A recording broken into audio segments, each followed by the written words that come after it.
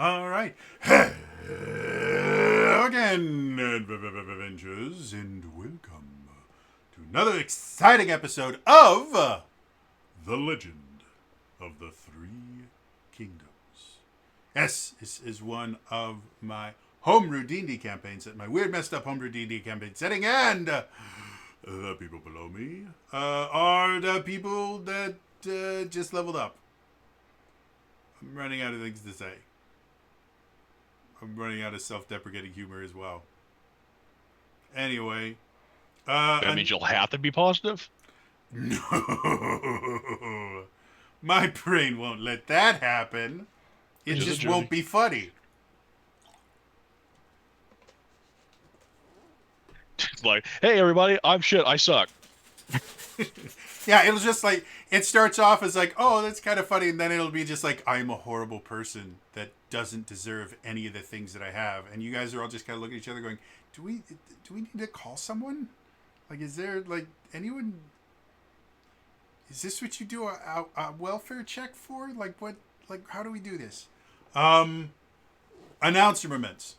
Probably the biggest news recently.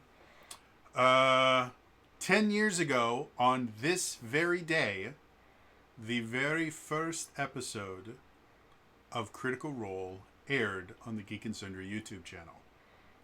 It is officially 10 years later, so I believe the Eldritch Pact has been fulfilled and 21 Years of Darkness can start. So congratulations, guys. You have made it to the end. Like a lot of people have been like predicting, the end of the world because climate change is. No, the demonic pact that was made when Dungeons and Dragons was first created has finally been fulfilled, and now we get 21 Years of Darkness followed by eternal suffering, and death and destruction. So, but bonus, the pact was with Chalice and Jaffe. yeah. So I mean, obviously, he'll be the one that's like overseeing the 21 Years of Darkness. But I, for one, welcome our nerdy ass voice overlords. Yeah. I really, really love. Anyone that doesn't know, like, I grew up in a very religious house. My dad was a pastor. My dad was a pastor. My mom ran the choir. And then we moved, and my mom started working for one of the pastors at our church. I didn't grow up in the church. I was the church. And so, yeah, growing up in a very, very conservative religious household, I was told that Dungeons and Dragons was satanic. And I just believed it because that's what you do when you're 6 years old. So yeah, I find it absolutely hilarious over and over and over again that people actually believe this shit. But yeah, And, go ahead. I was gonna say, and now I've actually seen live plays, not only hosted or DM'd by a pastor in a church. Yep, 100%. There's that one Red Link episode which you haven't seen. It's great. They have a dude who's just like telling him, like, that's demonic, that's demonic. That motherfucker was saying that's demonic like it was number wang. Like, yep, that too, yep. You're welcoming him in. You're welcoming him in. Anyway, so yeah, 10 years ago today, Critical Role had its first broadcast. If you were there for it, or you go back and watch VODs and stuff like that, seeing where they came from compared to where they are now is either will inspire everyone to go, holy shit, I could do that. Maybe I should become a creator. Or you will simply go, hot damn, this is a lot harder than it looks if that's what their best was 10 years ago. I love the clip of them when they like, yeah, I guess we'll sell some shirts. And they're like talking about it. And they're like, Laura yeah, Bailey- we've got these. And they go for like a minute and a half before somebody's like, they're all gone. Mhm. Laura Bailey didn't make it through the sales pitch, and Yep. they They sold were out. gone. Traditional. It is a tradition that whenever Critical Role does a new project, they lowball it, and and then the actual number is just like, oh, it's off over in that section of the universe now. Yeah, we'll do a Kickstarter and we'll come up with a couple of tiers, but maybe we'll get to make 2 episodes. It's like, and there's like, It blows my mind each we time. have to make new stretch goals. And things like things that like OG fans remember, things like sub dances. Yeah. Nobody now knows what that's in reference to, but I can still hear the boom doo doo digga doo boom doo doo boom digga digga doo boom pow. And then all the food. Yep. Yeah. We would. So in the early days of Critical Role, they went and set up. I don't even know what the service was, but it was a There thing. was some type of service. It was a third party program. Because I remember we had a mutual friend who like she was like she. The reason why she stopped using was because of the upcharge, Mhm. and she just didn't feel right with like a 33% markup that people had to pay for. But they have multiple services like that now that Yeah. streamers can do. But back then it was a really, really new thing. And so because Pizza, fried chicken, lasagna, just because the critters were kind of ravenous in their support for Critical Role, they kept asking, "Hey, can we send you guys food?" And they're like, "Oh, we'll just set up this little thing," and we would send them like enough food to feed half of LA. And they used to eat on stream. That got kiboshed pretty quickly. I remember they used to invite fans to show up to the studio. That ended nowhere near fast enough.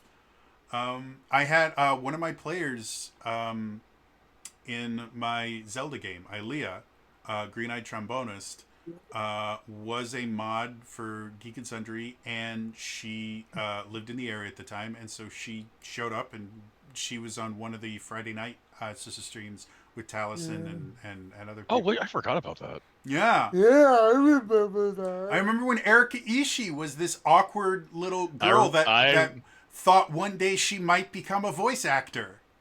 I remember live on stream when they got their first side shave by Taliesin Seen Jaffe that. Yeah. with Vince we call him Vince Queso, but Vince Casso standing in the background, just like. I remember watching Matt Mercer dance to, was it Bad Romance? It was something Lady Gaga. Like early Geek and Sundry Twitch channel was this nonsense. Oh, they had things where they got up in the middle of games and like people took turns dancing. And what else did they? They did Dance Dance Revolution, I think, if I I remember can't correctly. remember what it was called, but you had the offline crew. They had a name for themselves, but basically any early Geek and Sundry Twitch, anytime you went to the Geek and Sundry Twitch channel, there were people in chat having conversations, and they had an entire group of people who kind of prided themselves in the fact that they were there when when the Twitch channel wasn't on and stuff like that. Like it was a magical time. So yeah, congratulations to Critical Role for 10 years. If 10 years ago you would have told me that a bunch of nerdy ass voice actors playing D&D would literally change the world, I would have slapped you. And that would have their own charity organization. Yeah, would have their own charity organization, and yeah, and they've raised hundreds of millions of dollars over the years for various charitable things, and it's pretty friggin' amazing. So yeah, that's a thing that happened. Other TTRPG stuff that's Critical Role related. Last week was the finale of the Calamity. What's the name of the thing? The actual subtitle. Divergence. Divergence. Divergence, which was the mini series that Brendan Lee Mulligan ran. I was not able to watch it because my brain doesn't like me. But everything that I see, as far as like reviews and people talking about it, said, especially if you watch all the way through the end, if you have a dry eye by the end of it, you may want to get your heart checked. So very, very cool thing. I believe, I'm not 100% certain, I believe the next series that they're doing is going to be their Daggerheart mini series, which is going to use their new kind of grimdark campaign setting. I don't know if that's what's going to be happening tomorrow, or if it's not going to happen until April or May, because it comes out in Daggerheart comes out in May, I think. But I'm really looking forward to that. I think Daggerheart is a super cool game. Make sure to follow Darrington Press on YouTube. They've been doing some they've been doing Daggerheart for charity currently now too. So like yeah, so they're doing Daggerheart over there, which is very cool. Another thing, I figure I'll mention it because it'll show up on my YouTube channel relatively soon.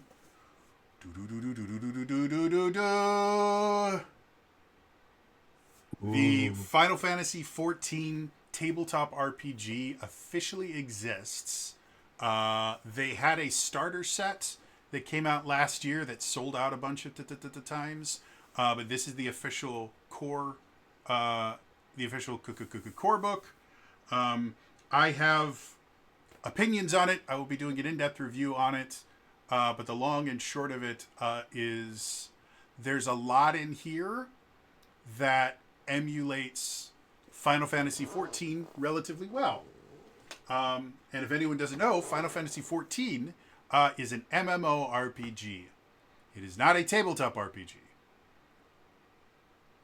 And that's kind of how I feel about this. Again, I'll make an in-depth review and go into more details about it, but it's very interesting. It's very unique. I like the kind of core system. However, it is very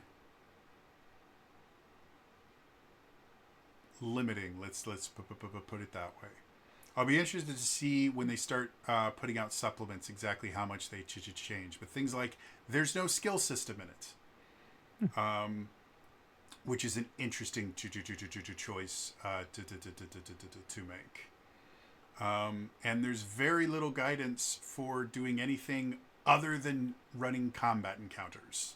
So take that for what it's will. The book is gorgeous, but it's Final Fantasy XIV. Like, if you have followed it in any way, shape, or form, the artists that work on Final Fantasy XIV are just phenomenal, and the artwork that you get for every single patch, for every single expansion, everything like that, always looks gorgeous. So it was always going to be a very pretty book. So yeah. In other TTRPG news, Fabula Ultima has released their third and technically final of their atlases. And what I mean by that is when Fabula Ultima first launched, part of that launch mentioned that the creator had planned on making 3 atlases for kind of different styles of fantasy games. You had the High Fantasy Atlas, the Techno Fantasy Atlas, and the Natural Fantasy Atlas. And the Natural Fantasy Atlas, the digital version, came out last week. Because I have absolute 100% control over my own impulses, I immediately purchased it.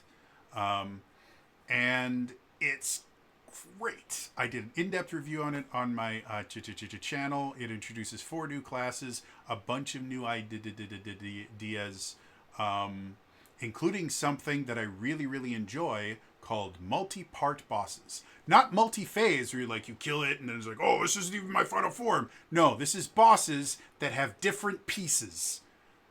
And so your party can target different pieces, and each different piece acts as its own character, but they're all connected. And it's just a really cool, and it's a thing that happens in JRPGs constantly. But it's just from a TTRPG standpoint, the idea of having a single boss creature that gets multiple actions, but the players can pick and choose which part of the creature to target. Because, well, that tail keeps really beating the shit out of us. Let's get rid of that first. Or, damn, the left eye keeps healing it. Let's kill that first. It's a very JRPG thing to do, but if you put it into tabletop RPGs, it turns into very interesting combat encounter design. So, I like that. So that in and of itself is cool. They're going to be running a Kickstarter to I believe fund a bestiary or something akin to that. Also, a hardcover version of the core book and all three of the atlases in one book. And the interesting thing about that kind of ultimate edition of Fabula Ultima is the artist that did the character art for the original Final Fantasy games. I can't remember the guy's name off the top of my head. But that really hyper stylized character art that you see on like the Japanese covers and stuff of most of the like Final Fantasy 1 through 6. He has agreed to do a special deluxe edition cover for them. So they are literally getting one of the fathers of JRPG art to create a deluxe edition cover for them, which would be insane. If you've ever seen old Final Fantasy artwork, it is some of the most stylistically interesting art that exists. So, yeah, super cool stuff happening there. What else is going on in the world of tabletop RPGs?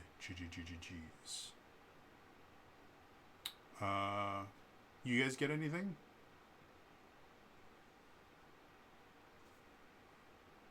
Cool. You're real good. Awesome. So There's no more news. Doesn't yeah, exist. it's all done. Tabletop RPGs had a great time. Oh, what's his name? Some dude that I can't remember his name. He did a video recently talking about TTRPG Kickstarters. And he actually got Bob the World Builder. Bob the World Builder. There we go. Bob the World Builder did this cool video on TTRPG Kickstarters because people have been claiming that the Renaissance, the golden age of TTRPGs is over and no one's making money on it anywhere. And he actually looks up data and stuff like that and goes, no, you're all talking out of your asses. But it's a fantastically interesting video, especially if you enjoy data and stuff like that. Like he does a lot to try and control for 100%. He tries to control for confounding variables and stuff like that. Something that a lot of other people don't do. So I like that. Hank Green recently did a video on SciShow, which is his science-based YouTube channel that is intended to kind of take like complex scientific ideas and make them a little bit more palatable and easier to understand for like regular people. And the purpose behind it is basically to increase scientific literacy, which is a good thing. But he did a video where apparently a bunch of physicists got ticked off that they could never find a time to meet. And so they created an equation that would tell them how likely it was that they wouldn't be able to meet. And Hank decided to use that to describe the difficulty in getting people to show up for D&D campaigns. And overall, it's not science, it's math, and it's bad math. And I made an entire video talking about just how flawed the equation was and how mostly useless it is. But if you like math, specifically if you like looking at calculus equations, check it out, because the math behind it works. It's just the number that you get is mostly useless, because all it is it's using a bunch of variables to tell you how impossible it is for you, whether or not it's going to be possible for you to find a time to get people to meet. But it doesn't actually help you schedule that meeting, and it doesn't matter what number that equation gives you, there is always a chance you won't be able to get people to meet. So it is a mostly useless number. But it's a number. It's interesting, but not practical. Yeah. Well, it's not even a practicality thing. Like it's just information that has no use. Like it's just, I created an equation to give us a number, which is what math does. Like that's the entire purpose of math, is we want to create numbers from equations. But from a scientific perspective, there's absolutely it provides no valuable information to anyone. Hmm. It's just a number. Which, again, from a math perspective is great. That's the point of math. But science is supposed to solve problems, and this doesn't even give you a problem to solve. But you can use it to explain why you gave up trying to run D&D games. So, or schedule them at least. I think science is, I think that does fall under the, oh, that's interesting, is science. Engineering takes that science and makes it useful. Well, I mean, like the entire purpose of a scientific experiment is the purpose is to discover if your theory holds water or not. Like that's the entire purpose, Right. is to find a solution. Engineering is to find a solution that you can use. The solutions for science may not be useful, but they still look for solutions. Math just looks for numbers. And this isn't even a solution because there's no problem presented. It's just, yeah, this is hard to do, and this shows us that it's hard. Okay, how is that? We knew it was hard before you gave us the equation. So anyway, I like Hank Green. I think he's really, really a cool, interesting person. And my understanding is SciShow is a phenomenal channel. This is just kind of a rare miss. And I've even had people commenting on the video going, yeah, it's kind of weird because the premise that Hank starts the video with, he never engages with. Like he never talks about using it for a D&D party or anything. He just talks about the equation. So even if we gauge it based on the premise that he started it with, hey, I'm going to teach you how to figure out, this, he doesn't even do that. So it's interesting stuff. I like math. Math is fun. Heresy. You're one of those. You're one of those nerds that likes solving that shit in your spare time. Fun. I have struggled with the calculus my whole life. That's why I don't have a degree, or I don't have my bachelor's. One glorious day, I got this close to understanding the calculus, and then the professor who was teaching it went off on this tangent, and my eyes glazed over. And then like 10 or 15 minutes later, he's like, well, actually, that's really more Calc 4 stuff that I just did there. But hey, if you ever find yourself on the bridge of the Enterprise and the captain asks you to realign the warp core, you'll know what to do. And I'm like, no, I won't, because I didn't follow that. See, Someone's gonna die in a transporter accident. when I was in high school, I took AP Calc my junior year, and did really, really well. I loved calculus. Senior year, I was busy doing a billion other things. When I got to college, my first semester, I didn't take any math courses. And I really hated college the first time I went. Like, the only things I enjoyed jazz band, I enjoyed my theater courses, and that was it. I didn't even enjoy the choir I was in. I just did it because it was what I signed up for, and I was a good singer. Fast forward to second semester, I was in the honors program and I needed to take an honors math course. So I took statistics and experimental design. And I loved that semester. Not because the courses were any better. They weren't. But I had a math course. And for whatever reason, like, math just made things better for me. Also, statistics is fun if you're willing to admit that the vast majority of statistics is nonsense that you will manipulate to say whatever the fuck you want to say. Like, people don't quite understand really, really good statisticians are not good statisticians because they can find the correct answers. They're good statisticians because they can manipulate the data to give them the answers that they want.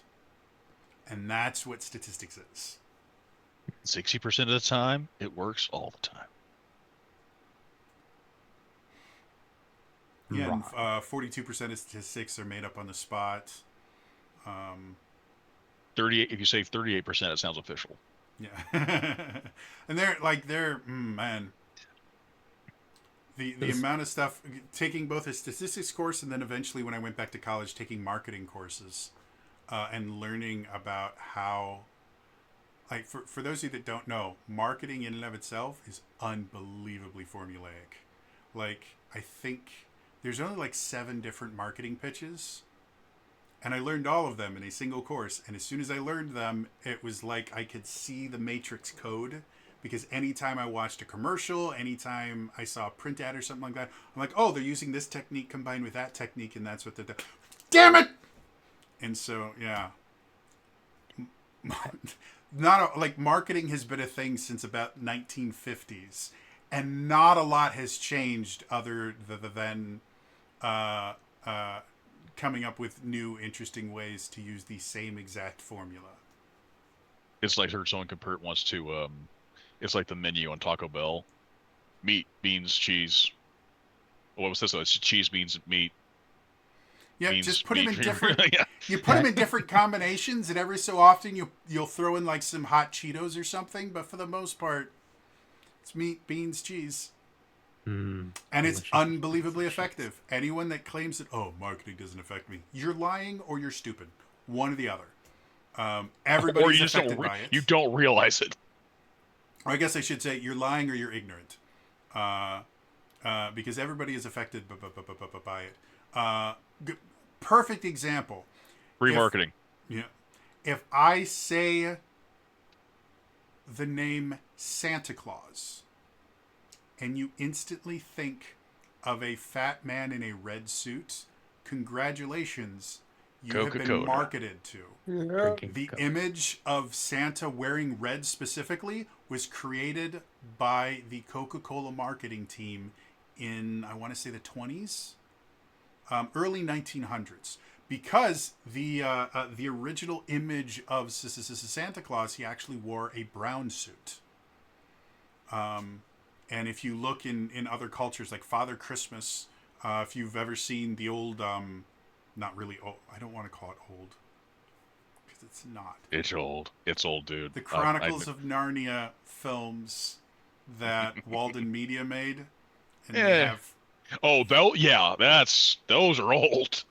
they're 2000s. They're not that old. They're not as old as like the BBC Narnia series. Oh, I mean, fair, yeah. Which I watched that too. But anyway, there's a scene in The Lion, the Witch, and the Wardrobe where Santa Claus shows up and he's wearing this kind of brown leather outfit. And he doesn't look anything like the Coca-Cola Santa Claus because that was invented specifically to sell Coca-Cola, because their colors are red and white. The fact that red and white are considered Christmas colors is because of Coca-Cola. So There's a anyone... gr- Go ahead. Good. Oh, I'm just used to Santa being blue because he's Odin. There's also another great movie called Santa Claus the Movie. Mm-hmm. It has Dudley Moore in it as an elf. Another Yeah, marketing it's like, ploy by I think Coca-Cola. green. I don't know. Green doesn't really work for him. Like, what about red? Red. Yeah, red. Yeah, no, dude. Sorry. Wonderful it is. fiction. By the way, Americans like cheese because the government bought too much dairy and they started advertising cheese everywhere because they had like 1,000,000 pounds of cheese underneath Bricks. the earth somewhere. Yeah, the history of marketing and stuff like that, like it's absolutely Diamonds. brilliant. Diamond Yeah. engagement rings. Diamonds, another thing that a lot of people don't realize. Diamonds, not that valuable. They're useful, like they're incredibly hard, and things like diamond tip drill bits, incredibly useful. They're not that valuable. The reason that they're as expensive as they are is, I think there's only like 1920s. There's only like 2 or 3 companies in the world that control like 99% of the diamond supply, and so it's Straight up cartels. yeah, it's 100% artificial scarcity Yeah. that is, and marketing that has convinced you that diamonds are these extremely valuable things. They're just not. They're really pretty hard crystals. That's what they are. Really pretty hard crystals. And I personally think things like sapphires and emeralds are significantly cooler looking. They are technically more expensive than diamonds. So, yeah. There's actually a handful of gems that are actually more expensive than diamonds. Yeah. So anyway, also artificial diamonds, exactly as you can make them look. You can technically make them look prettier.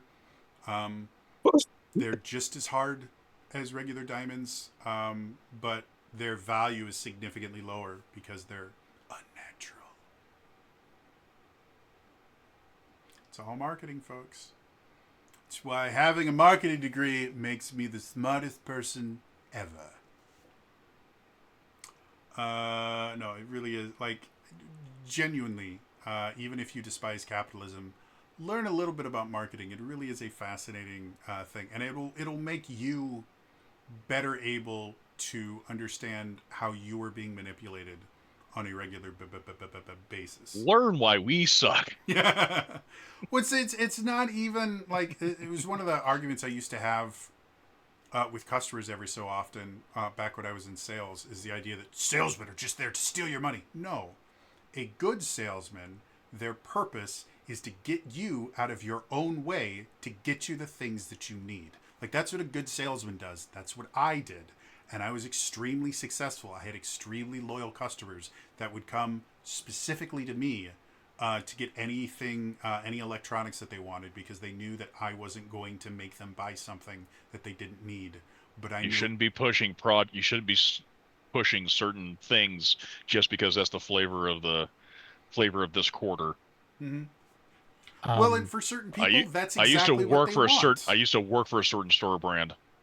Like, again, it's all about getting the customer what it is that they want and need. And some people, they want to have whatever the flavor of the month is, and that's perfectly fine. If you've got the money for it and that gives you joy, then go for it. And you want to have that flavor go to crap Well, within I 3 months. would often steal a quote from Martok from Star Trek Deep Space Nine when he was talking about marriage. I applied this to the relationship between business and customer. It's a war. I'll lose some battles to win the war. Oh, this customer really wants to use that coupon? Okay. Also, since we're talking about retail in general, be nice to retail people. Their lives suck. And I know this Always. from experience.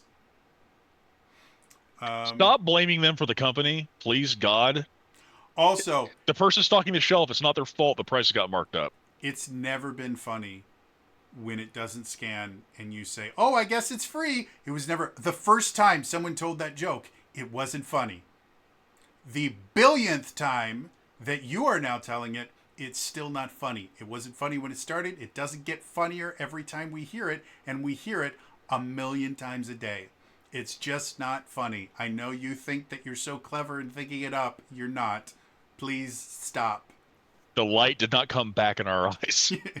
We are still soulless.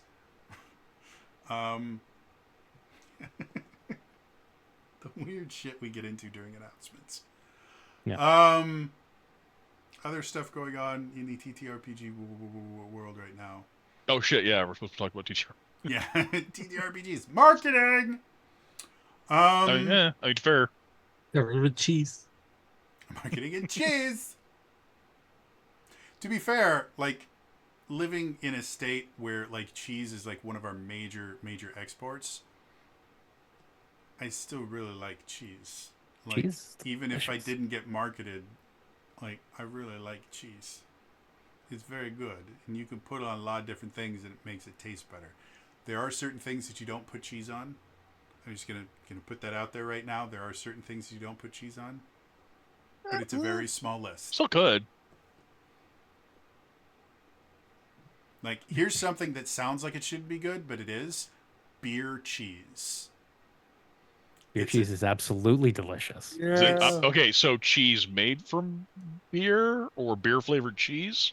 It's Or cheese flavored basically beer? in Wisconsin. We have this thing called beer cheese soup or beer cheese dip, and it's literally that they use beer instead of water for either the soup or the dip, and they mix in Oh. cheese and other stuff. So it's a sauce effectively.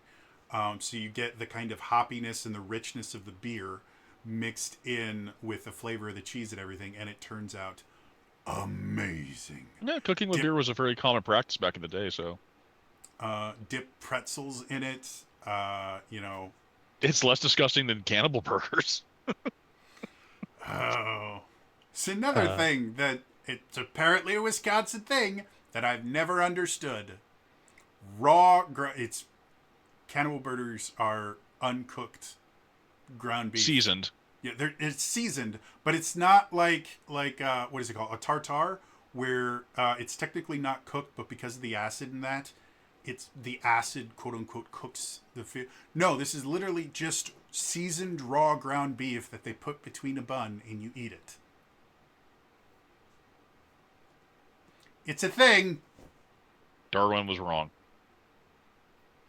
Oh, I genuinely, like, I have my own opinions about evolution, and if you want to get into a conversation about that, we can. Not here, but I genuinely want to have a conversation with a really, really knowledgeable evolutionary biologist, and just sit them down and go, okay, so due to the fact that humans are actively interfering in the extinction and stuff like that, and we are manually breeding things and stuff like that, have we effectively ended evolution because we are actively interfering in processes that would, like, things like extinction is part of evolution, and yet we're actively working against allowing creatures to kind of die out.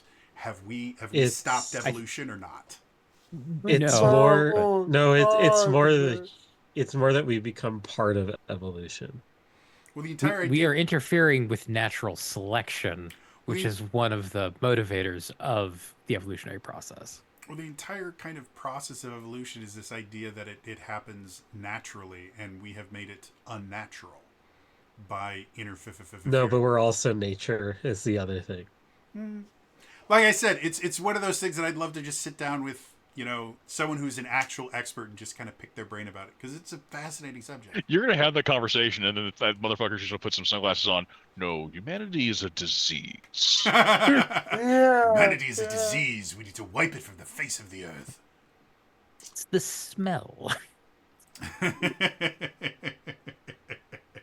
Yeah. It's sort of Think like how of it. humans have it's sort of like how humans have created a whole new biome on Earth where certain species survive really easy, like the pigeon and the rat. Which pigeons are just rats with wings.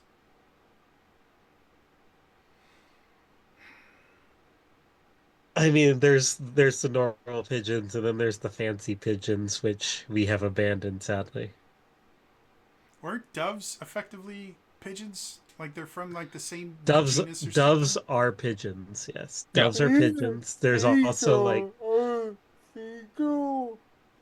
Two. because all city pigeons are the descendants of abandoned carrier pigeons. Dude, that's fascinating. Yeah. Wow, that is really fascinating.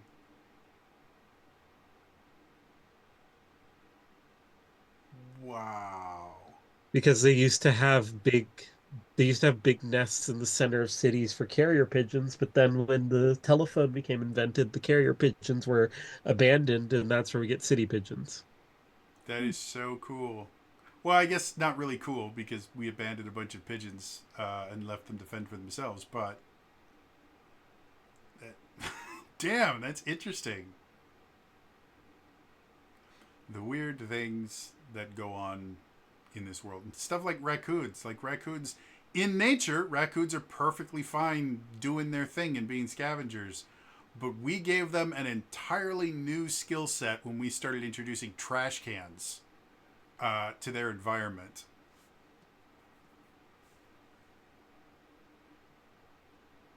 Nature finds a way. Anyway, that's enough. Speaking of trash pandas,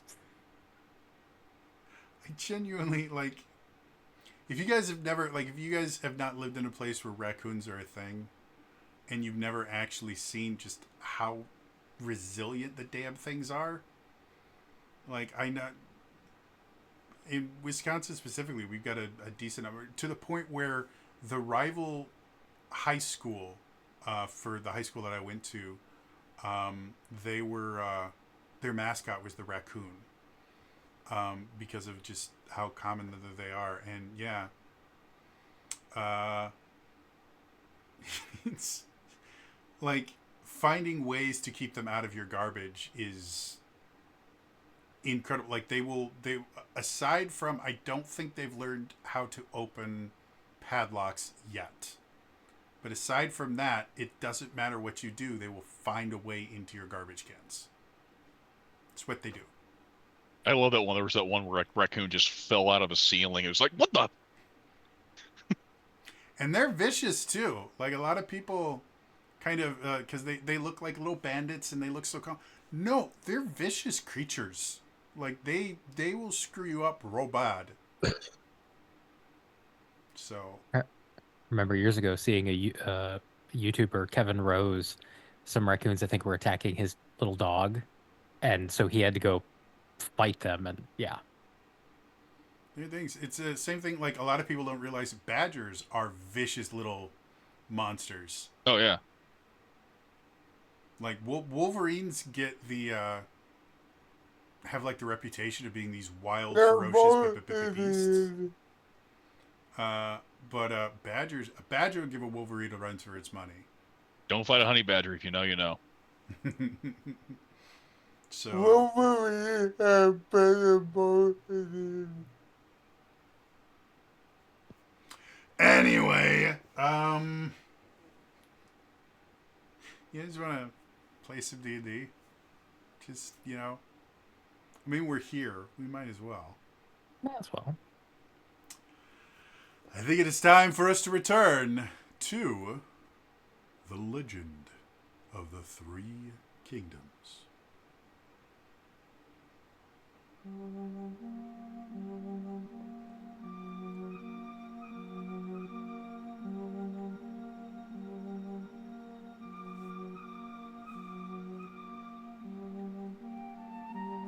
The party has triumphed yet again.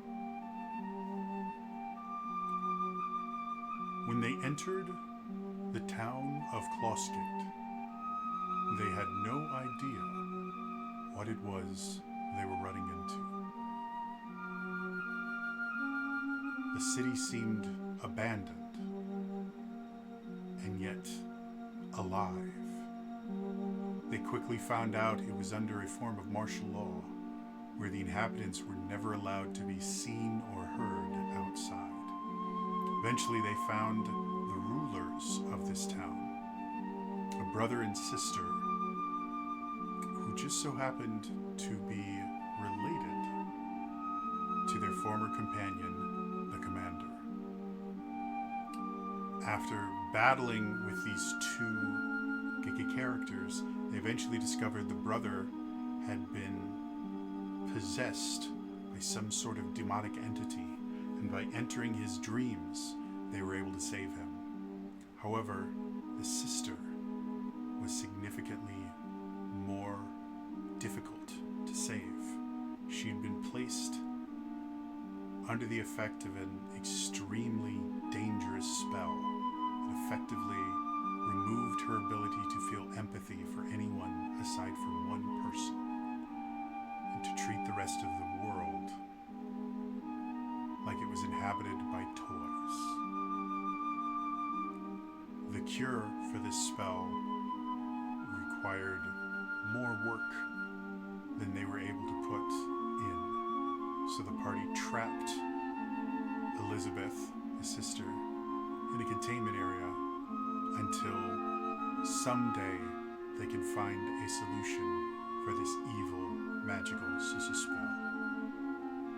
Now, the party has taken out 3 of the 4 generals of the Dark Lord, and they have only 1 general remaining. So,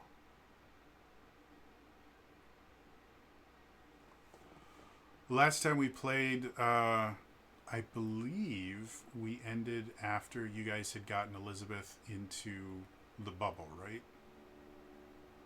I think it was Yeah. Snow Globe. yeah. Yeah. So, Oh, that's right. Paula passed out. She cast Identify. Oh wait, Uh, what? oh You yeah. cast Identify on the rune's magic. You failed your wisdom save. Yeah. You passed out and you're unconscious for 72 hours. Oh, cool. Yeah, was it? Did you seriously forget that? It's been a I while. think I think as a player, I must have passed out and forgot that. It was It's been a while. I believe, because I think you cast Identify on one of the coins that you guys got, didn't you? yes. A coin appeared. Yeah, because you guys, every time you've taken out a general, you've gotten one of these strange coins. And so Vala went, hey, maybe we should figure out what these are. And found out some shit she was not expecting. I think as a player, I am allergic to these coins. So anyway, you guys, unless you have specific stuff that you want to do in the town, we can kind of fast forward through her unconsciousness. The town itself, Vincent effectively kind of apologizes to the town. I imagine also we're going to be like, because we did help in some ways, we'll be like, hey, this is what happened. Yeah. Chill with it. You guys are effectively able to kind of convince the town for two big reasons to kind of let Vincent still have kind of the illusion of being the governor of the town. Tax collectors. The tax collectors are coming. And then to two, you guys are able to explain, hey, he wasn't in his right mind. And Vincent, in and of himself, kind of inherited a little bit of Commander's inspiring presence. So he was able to kind of rally people and go, hey, I'm going to spend the rest of my life making up for this. So the town itself, people are finally allowed to go out of their houses, but just due to the fact that they've been living this way for years, the town itself is still mostly deserted. They still also have to keep up appearances. So, yeah. So, anything else you guys want to do in this town before you head off to wherever you would like to go next?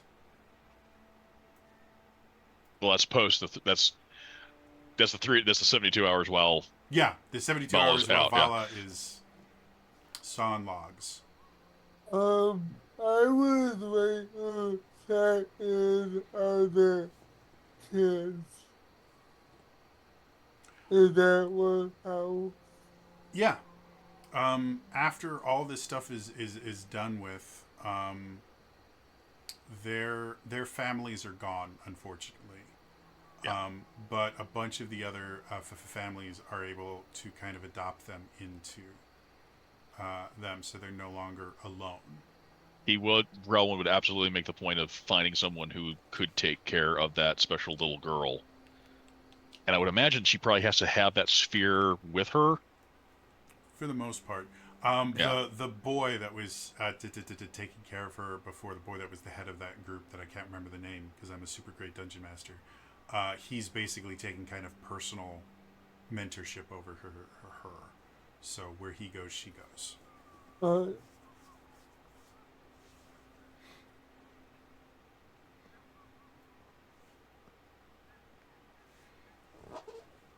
Excuse me for just 1 second.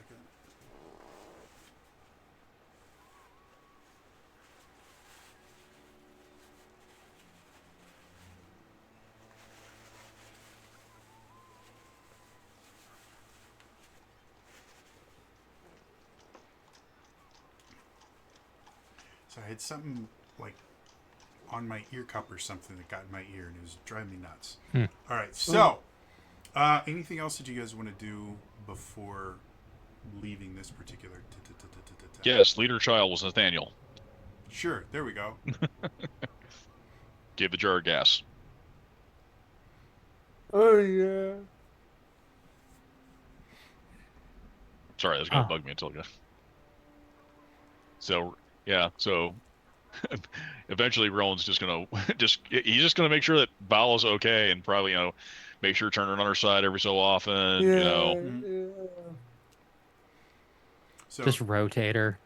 Yeah. I'm gonna look if there's an armory here or anything. Not particularly. There is a. We know they have explosives. Yeah, There is a blacksmith here, but the building itself has been abandoned for so long. Maybe ammo for because Vincent had firearms. Vincent had a firearm, Yeah. and he didn't Is- really particularly use it very often. So he can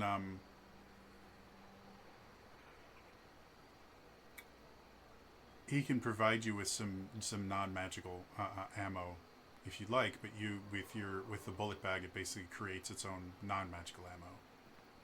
So Yeah. Is Vala awake by this point? sure. Vala will just like sit up in bed and go, or she will bolt downstairs and be like, "Hey, these jail cells that have bars, are these bars anti-magic?" Yes, they are. I will go and find everybody else and be like, "Guys, the bars, they're anti-magic. Do you remember what Rowan, happened last time we got Rowan, anti-magic bars?" Rowan's just like,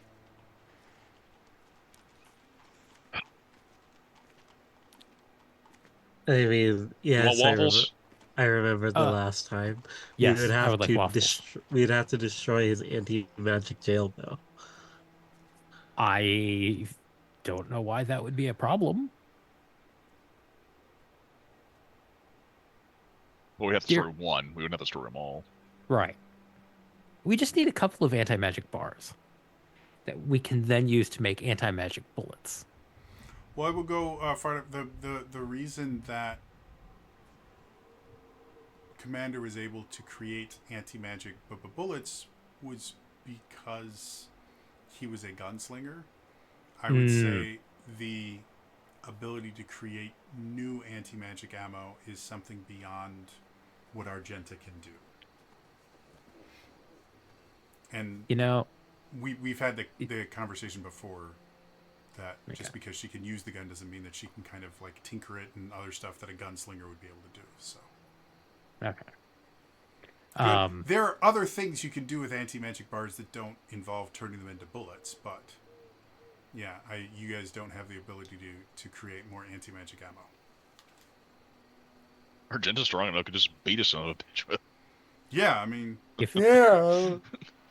If only I had used my level up to hypothetically give people the ability to be expertise in various skills to unlock their expertise. The anti-magic beat stick. Sadly, I or cannot. pokey stick. You know, I mean, there's lots of different things you can do with just a metal bar that seems completely incapable of interacting with magic. Hmm. So, if you guys want to harvest, again, the way that kind of lower chamber is built is the center of it is the snow globe. And that's completely separate from the cells that are all the way around the sides, except for the entrance. That's just the secret prison. I thought that was Yeah. I thought that was the one where I thought we were talking about that other one that like the little girl was held in and.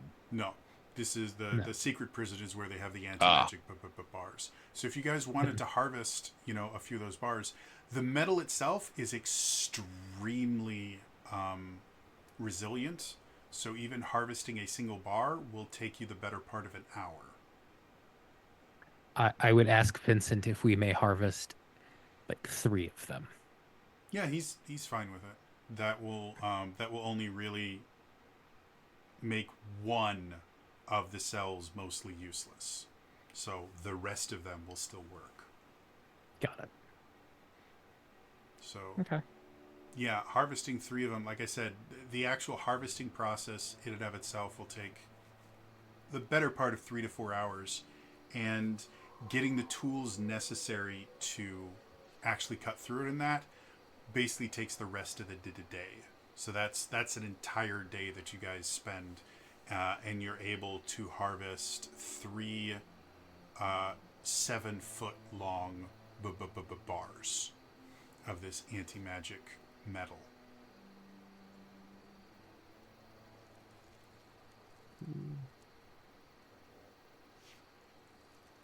Okay.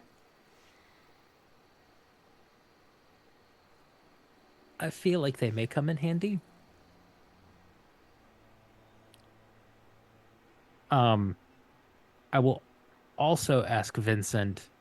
So Elizabeth used to be able to, or Elizabeth was able to make a fire sphere. Was that a spell that she knew or a piece of equipment that she had? I believe it was a spell. It was never my expertise, so my understanding was it's not even a really uncommon spell. Hmm. Oh, that's really that fireball plus plus whatever. No, What? there's a flaming sphere spell. Yeah, Well, flaming spheres. There's a small orb one that goes around. Yeah, the specific spell that she cast was Flaming Sphere, which is a second level conjuration spell. I will ask him if he has any uh notes that she may have written about it, or I'm very sorry, most of her spellcasting ability, I never learned of it. okay. It wasn't my forte. And if you'd like, you could attempt to talk to her about it, but she's not particularly talkative right now. Yeah, she seems a little angry. I get that. That wand of hers, is that an actual wand or is that like an improvised focus like she's able to do? No, it was an actual wand. After everything that happened, it was a gift given to her by the Dark Lord. It amplified her power relatively impressively. But for whatever reason, anytime someone else has tried to utilize it, extremely bad things happen. No, Vala puts her no. hand back. I mean, I've already had my quota of bad things happen to me for the week. I should be fine. Do you want She's the wand or do you want waffles? Do the waffles have cinnamon? They can. Okay, I'll take waffles. Elizabeth used to take great Waffles. pleasure in allowing other magic users to attempt to use her wand and watching the misfortune that would fall upon them. I would think, I don't know, the other vampire lords. I imagine they were going to stick around for a while to because they had to do the orbs, had to handle those kind of things before They doing. surprisingly enough, they were able to get rid of most of that stuff before Vala even woke up, because they're remarkably skilled at what they do. Yeah. So I think they, Rowan also would be like, "Hey, so we really did a number on the carriage. I'm sure we can't take the carriage, but in case if you want to get to work on that and make because it still has quite a bit of utility if you can yeah, just get the windows to close." as far as they can tell, the carriage in and of itself, the magic that makes it work is even beyond their skill. Oh, you just need to make sure the windows close. Yeah, for whatever reason, when you guys jammed it, it messed up something with how the magic works. So as of right now, it's inoperable, Hmm. and they don't You know see, the how to problem fix with it. the wand Go ahead. You see, the problem with the wand is that you when it's sold to a specific customer, and us third party enchanters can't actually go in there without voiding the warranty. You're going to have to send it in before you are able to give it to another caster. And this, folks, is why we need right to repair. Yeah, if you can find one of the stores, it's pretty simple. There's this massive image of an avocado with a bite taken out of it, and that's the avocado store. And when you get there, they put you in a line for anywhere between about 15 minutes and 72 years. And by the time you get to the front, you can actually sign a soul contract with them. And once you have given over the rights to your eternal soul, then they can start talking about whether or not that they can fix it or not. But I've heard the avocado care plans that they sell are actually pretty good. If you don't have a use for your soul at the time, you know, they might be worth it if you use a lot of avocado products. I feel attacked.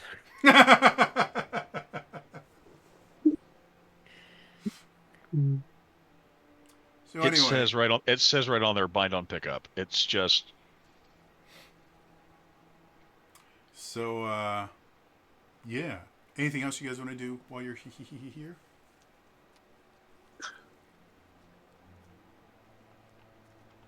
I don't know what the whole situation is on the things that they were hoarding. Basically, if that was anything we were looking into the viability of, in regards to materials and stuff, we were wondering about that. I mean, for the most part, the stuff that they quote unquote hoarded was mostly valuables, which a decent chunk of that is going to be going towards paying the taxes. And the rest of it, they've already kind of agreed will be redistributed to the townsfolk. As far as other stuff, again, Rowan is going to delicately go like, get the diamonds. Get the diamonds.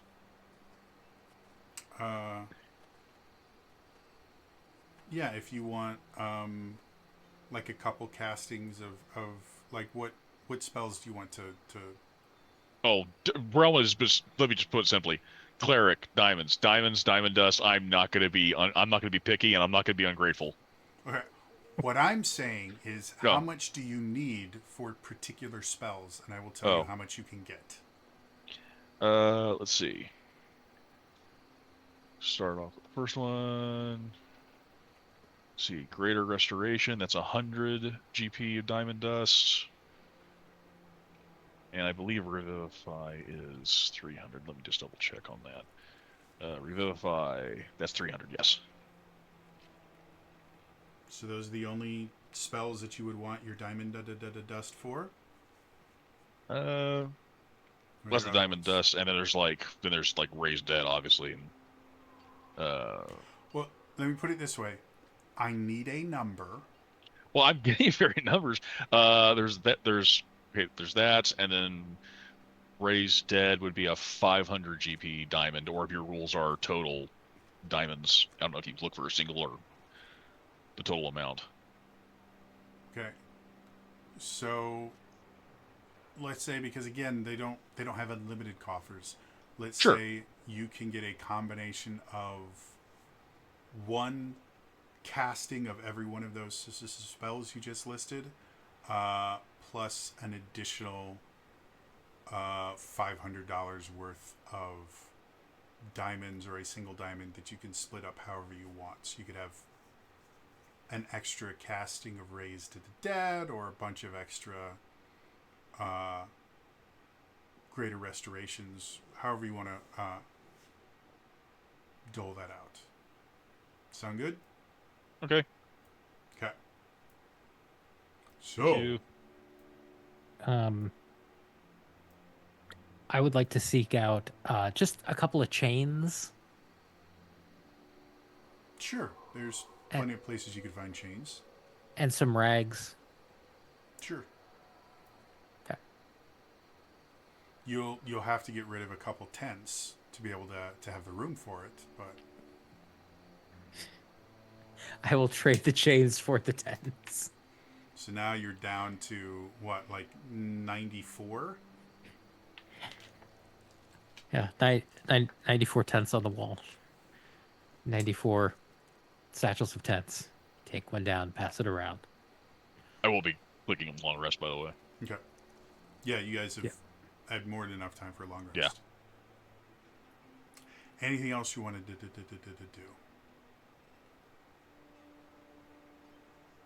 I think the only other thing that Rowan would have done was because it's kind of he's in a very unique situation. He will be referring back to the book that Balthazar gave him, and he was just like familiarize himself with the truth Mm-hmm. of what would otherwise be heresy. Okay. So after a few days of harvesting bars and kind of getting the town as set as it can be, you guys start realizing you need to figure out where you would like to venture next. Hmm.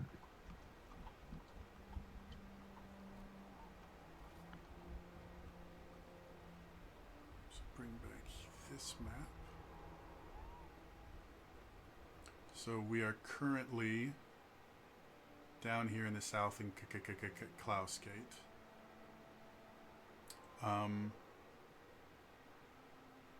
What do you guys want to do? What questions do you have? Well, You can't want to go for the revelation?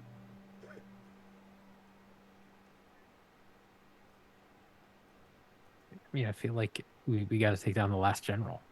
Yeah. Where is that? Well, Do we know? it's either going to be Evanthorn or Meisenford.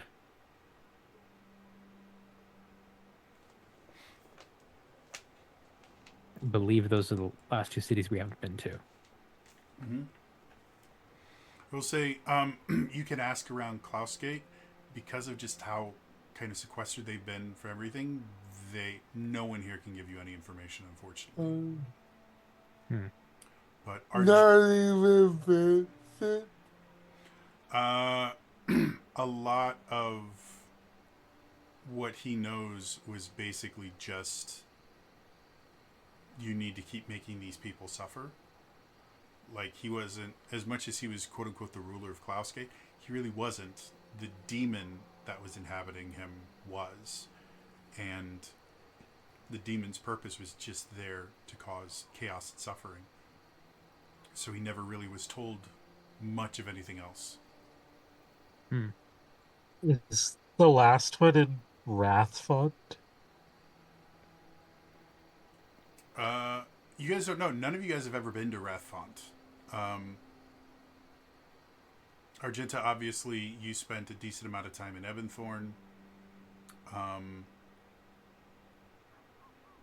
Wasn't Commander, it was, I can't remember the other character's name, but they were in Henri. Meisenford. There we go. Yeah, Henri was in Meisenford for a little bit.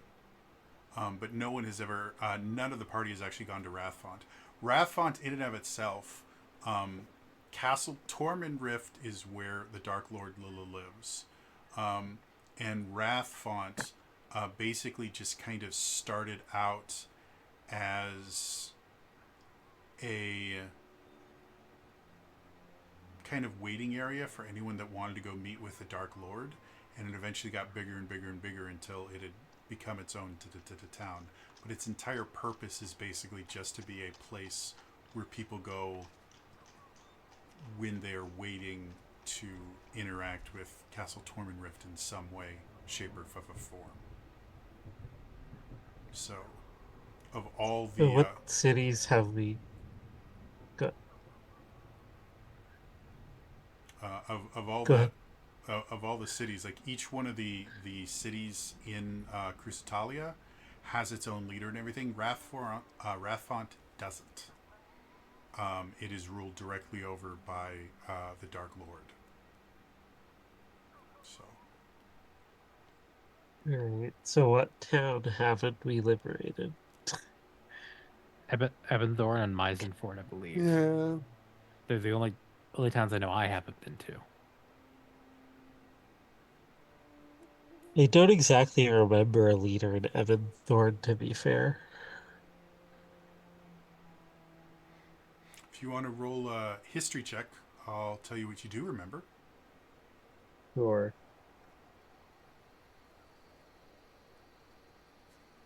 12.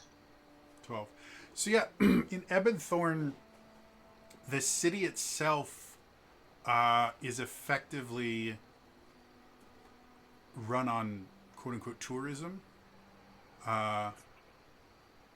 The city is known for its monster hunting services. Like, that's why people go to Ebonthorn, is to either hire monster hunters or become monster hunters. And specifically, all the forests to the west and south and north of Ebonthorn and the plains around them are just thriving spots of monster dens of various things. So the city of Ebonthorn, as opposed to having like a traditional mayor or something like that, it's mostly run by a bunch of guilds, effectively, the strongest of which is the Monster Hunters Guild. But there's the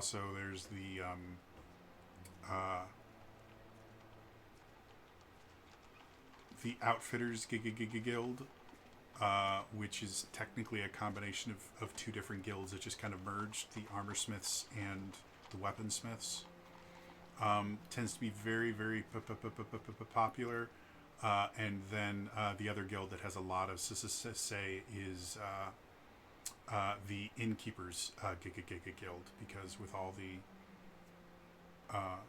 people coming in to either hunt monsters or find monster hunters, they need places to stay. So those are the three groups that quote unquote rule over Ebonthorn.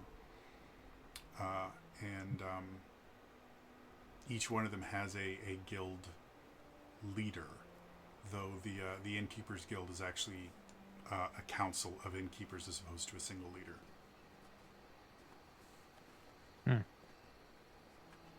I'll share that with you guys.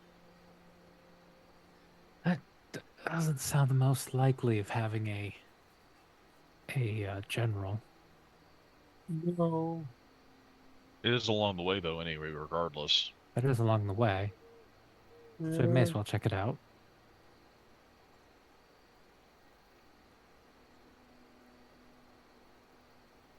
I say we pack up our things and head that way. All right. Oh, Rella probably would go. So when you did pull a goofum on that coin, did you glean anything before your synapses shut down? Did you have any strange dreams or? It's all fuzzy. I didn't have any dreams per se.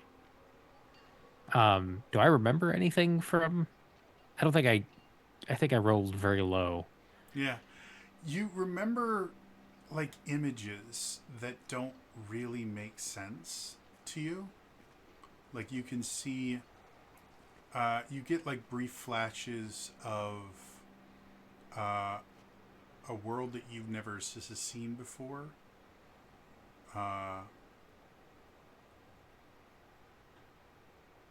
A war of some sort where you can see two very, very large armies kind of going at it. And specific individuals speaking to figures that seem larger than life. And that's really all you can remember. Yeah. None of it really it's one of those things, like if you've ever had one of those dreams where while you're in the dream it makes perfect sense, but as soon as you get out of it you go, no. Like that's what all the images look like. They just like, none of this seems like it fits. Yeah, I have vague memories, images, but it doesn't really fit together. It doesn't make sense. Roland's just like, oh, that doesn't make sense. Well, yeah. I mean, compared to all the other totally normal things that we've experienced. That You people have shattered my worldview and my grip on reality, so I'm going to enjoy this a little bit. I mean, I had my worldview shattered once.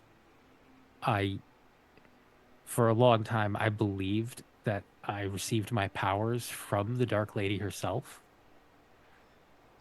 until somebody pointed out to me that Eldritch Blast is not a divinely originated power. And when after studying the Dark Lady for so long, I finally went to her holy city, and it was like nothing I had imagined. Um, it broke me a little bit, but that's when I found um, Celeste, my actual patron. And everything started to make sense. It all clicked. So maybe having your worldview broken like this it's just that moment of the release of gravity that you need in order to truly find who you are and what your purpose is in the world.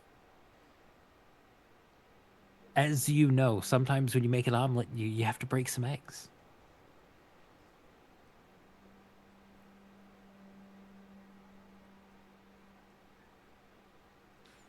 And Vala will My just grab the plate of waffles and hold it a little bit closer. It's like my worldview is that this world shouldn't be. I think we're So all in I'm still agreement to dealing that. with that. Good for you. I I'm still coming to terms with that. if you want to talk, we're here. Every time I talk to you, I find out something else I shouldn't know. Astral space, what the? I mean, shouldn't know. Next thing you're going to tell me there's hippo people. Well,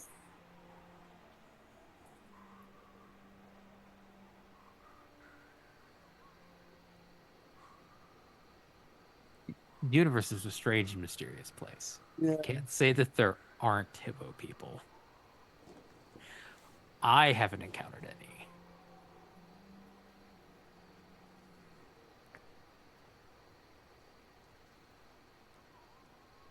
Anyway, Just begging Jody to throw in a giant space hamster. Don't tempt me. I dare you. I've seen a hippo shifter. it's a giant koala and it's smiling. Why is it smiling? It's a Leopleurodon, a magical Leopleurodon, Charlie. Mother. I'm going to say this for the last time. We want quality viewers. Yeah, like other streamers I watch, they get, spammed by bots that say get the best viewers. I get the cheap ones. What do I look like a cheap streamer? Like this, look at all this. I have a dragon dagger. And I have a power We'll sword take your word on right it. there. Take his word. Take his word for it. He has those things. Okay, well, you can see I have 3 different core books. They cost $60 a piece. And I've got more. You can't see it because I'm cropped. But just saying, I don't understand why the bots think that I'm a cheap guy. I'm not a cheap guy. I have a deck of many things with gold sides. Mm. And it's not just like the 22, like this is a whole 52 card deck of many things. It's a I'm deck very of handsome. My many, mom many told me things. so. My mom said I'm very handsome and I'm actually like average for my for my age. Like I'm not fat. Like I'm actually like I'm just like I'm perfectly fine. And you guys can't call me fat anymore because I'm not fat. Okay, like I'm just Nobody can call you cheap. My mom said that I'm perfectly normal, okay? So you guys need to stop saying that I'm cheap, alright? We don't have as much money as other people. Doesn't mean that we're cheap. And we're back to government cheese. By the way, if you've never had government cheese, thank your lucky stars. It makes Velveeta look gourmet. Mm. Fun fact, I believe Velveeta started as a way to get rid of government cheese.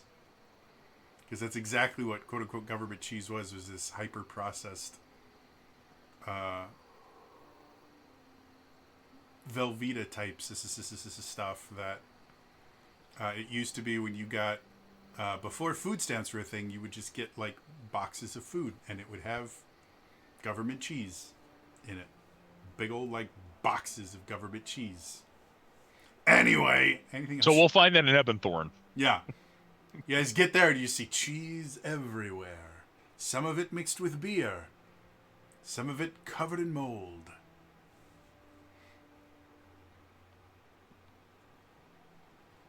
So, anything else you guys wanted to do? So if I'm understanding things correctly, then, and this will be just as much relevant as Josh the player, it sounds like we go to Ebenthorn, and if we don't find anything there, we go to Misenford.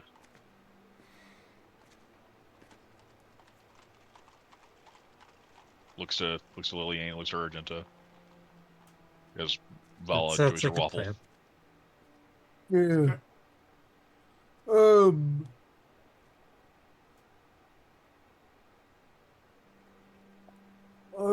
Do we know where the other vampire was now? I think there's 2 left. Yeah, No, the ones that you've already saved. Oh, Yeah. Yeah, they've all gone back to that kind of hidden area in the forest north of Midwell, Alright. where like your resistance movement is camping out. They've all gone there to kind of help with that, and they're also like the vampire lords themselves are kind of working together to come up with a solution to Crucitalia in and of itself because they don't want to Yeah. be here. Yeah, I will probably direct the wars. okay. Wow. to- I completely blanked. I forgot that Rowan's from Misenford. Oh yeah, you're from there as well. Forgot that. For some reason, I kept thinking Ilmorn, but like, no, Rowan's from Misenford. Yeah. Yeah, so he 100% actually came from Misenford, but he was like on the journey to find everyone. So he came from Misenford, would have been through Ebenthorn, and was like trying to make his way to them. Yeah.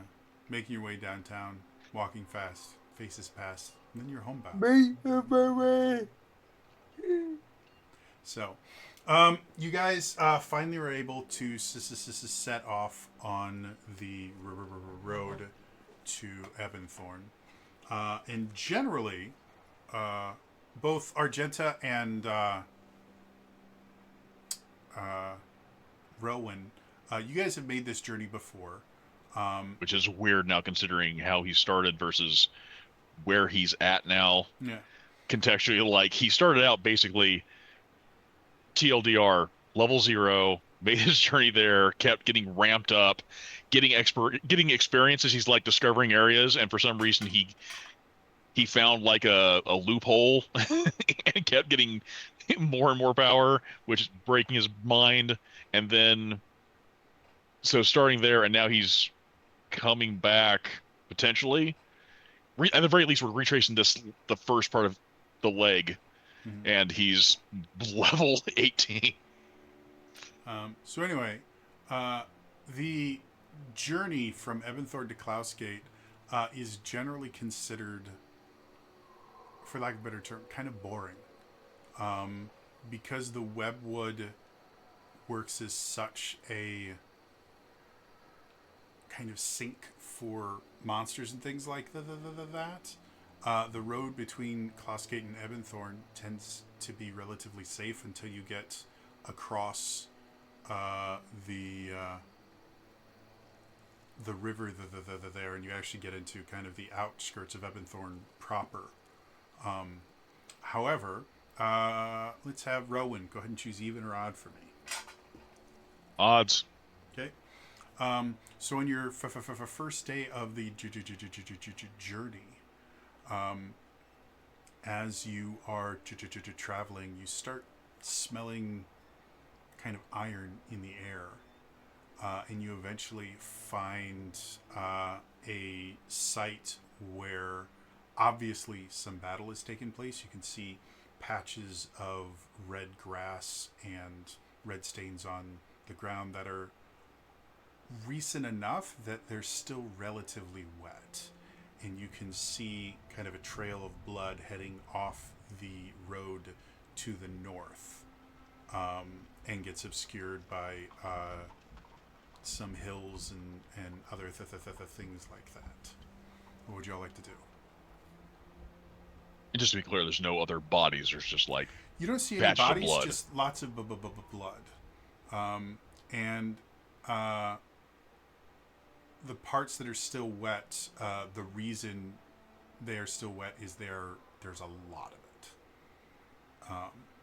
But you can see the smaller kind of patches and the stains and things like that are already dry. So if you want to make a medicine check, you can kind of try to predict how long ago whatever made this blood was there.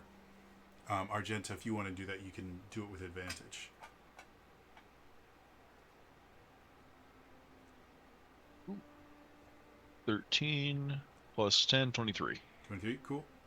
Anyone else? Cool. So, looking it over and just seeing how long, kind of gauging how quickly the blood dries and stuff like that, you think more likely than not something happened here within the past hour, maybe 2 hours max.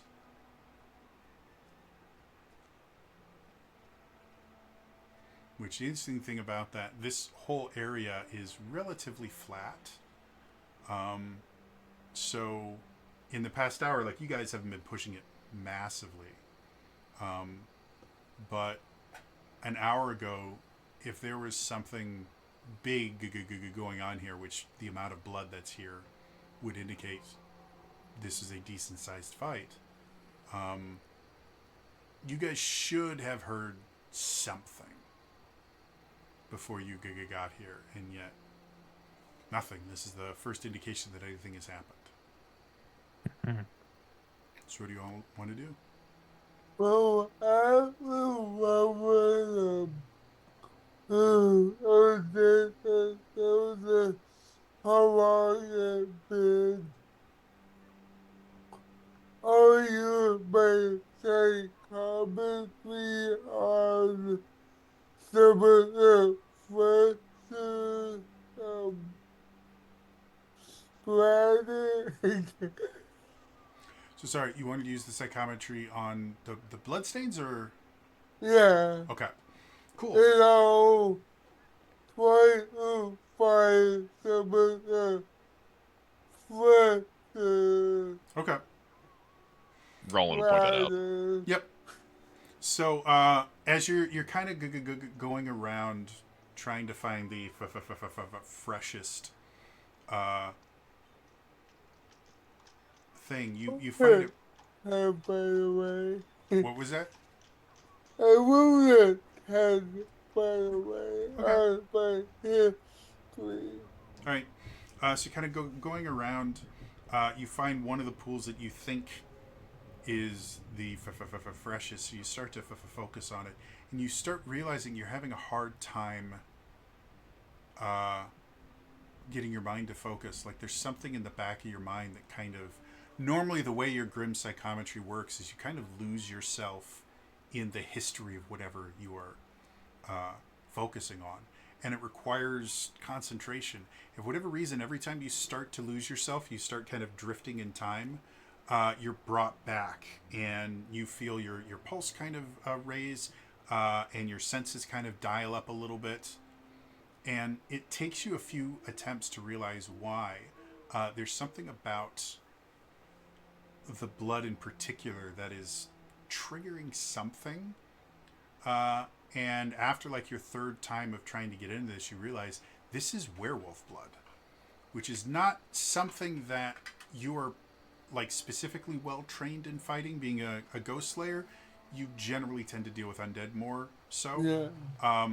But blood hunters in general, like werewolves are a thing that you guys are asked to deal with because they are very, very difficult. And the Order of the Lycan is a complete sect that kind of embraces this. And so you realize that not only is this werewolf blood, but to get a werewolf to bleed this much is not an easy feat. This is professional work.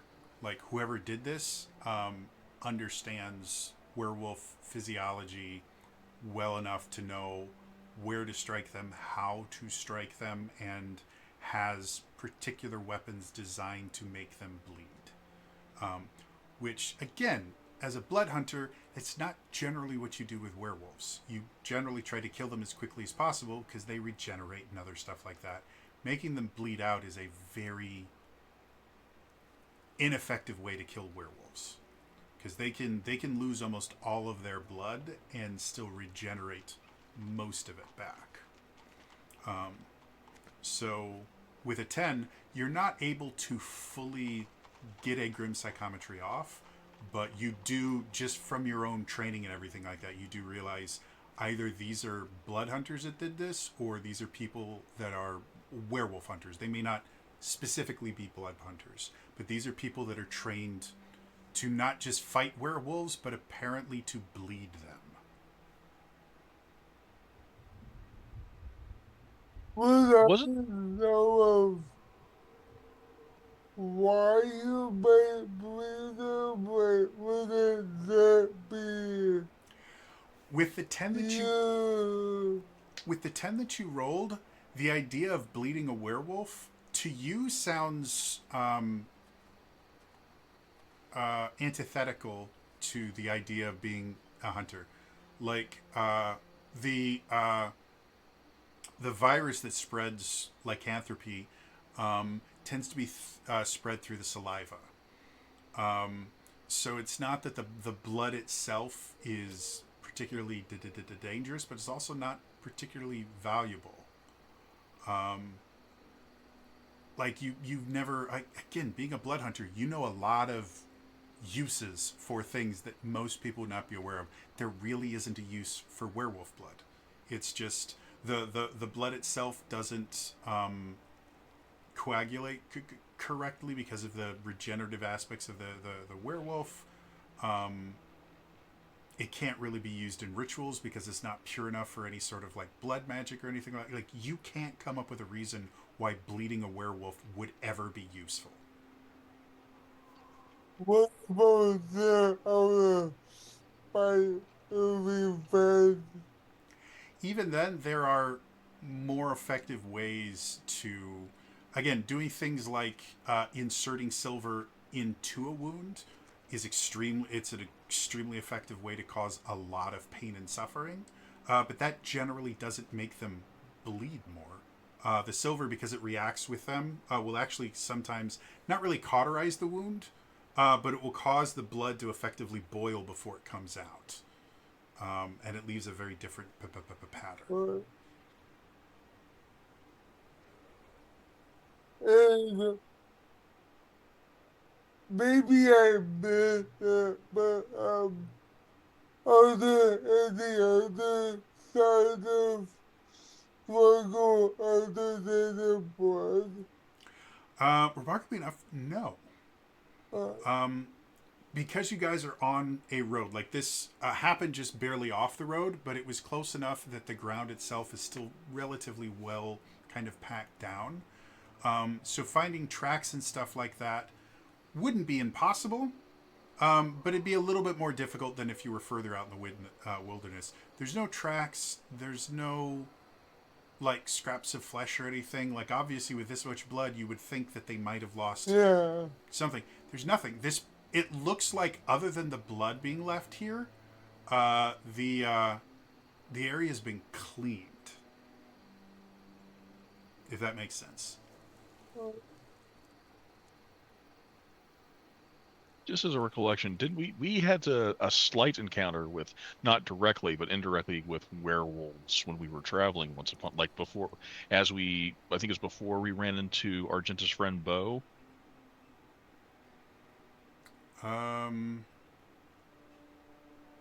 See if anyone else remembers that. I don't. I know Oh, you guys I had. literally just found it. Middenwell, on the way to Middenwell, they mistook kindness for flying away. Middenwell to Scornmote, Dentonwise Tower was the intent of our direction a long time ago. Signs of werewolf activity on road, and then that's when the swamp. There were arrows. Mm. Oh Yep. yeah. So yeah, werewolves are a thing here. The blood pack tax collectors are a group of werewolves. Which is different from like your regular tax collectors. They're like the elite IRS guys. So yeah, I mean They're the auditors. Werewolves are not uncommon here. They're Argenta. You would remember one of the monsters that was regularly hunted by monster hunters in Ebonthorn were werewolves. And werewolves were the perfect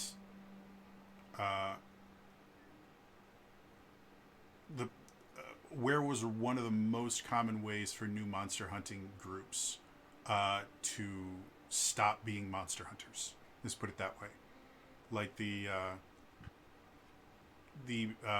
mortality rate or the fatality rate with werewolf hunts was relatively high, because in addition to needing specific weapons to be able to damage them, you also needed to understand their tactics and things like that. And a lot of the new monster hunter groups just didn't have that knowledge, and a lot of times they just kind of be ambushed. I would imagine werewolves would be an unheard of concept for Rowan either, being these from Misanford and. Oh yeah, you'd be very familiar with werewolves. They had them especially seeing the aftermath. Yeah, they had them in the wilderness outside Misanford constantly. So. At the mention of werewolves, Vala just gets like the 100-yard stare. Mm-hmm. It's just like Oh. she like pulls out her silver blade, checks that. Yeah, Rowan, I told you I've had a very close encounter with a werewolf, right? I'm told that's one of the issues, the reason why. And he holds up his holy symbol. I've been having issues. And I might not be able to call upon her as directly as I might have had the opportunity to, not that I ever had. Because of werewolves? No, because I heard a certain story about someone calling upon her in that fight. Rowan is literally going off the story he was told secondhand. Pseudo explaining the reason why he can't ask for like divine intervention. No, this was back on the mortal plane. I was bitten by a werewolf. I thought I was going to turn. We had to seek help to undo that. And I don't believe that had anything to do with the Dark Lady. No, that was just No. the first instance of Vala wandering off on her own. Yeah. No, I was trying to keep space in a fight, and I backed into a bush that had a werewolf in it. So you Big- wandered off. The video, the bottle. I didn't just like randomly disappear from the group. That's when I got hit with the mushrooms. I was trying to be tactical. Sure. By moving away from the party. Oh. So, with that information, what do you guys want to do?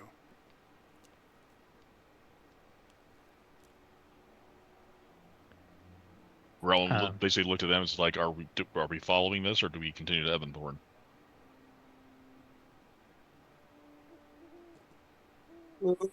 Yeah. I've been doing that, but I feel like we might want to do whoever did it anyway. I mean, the fact that they are trying to make it bleed doesn't seem right.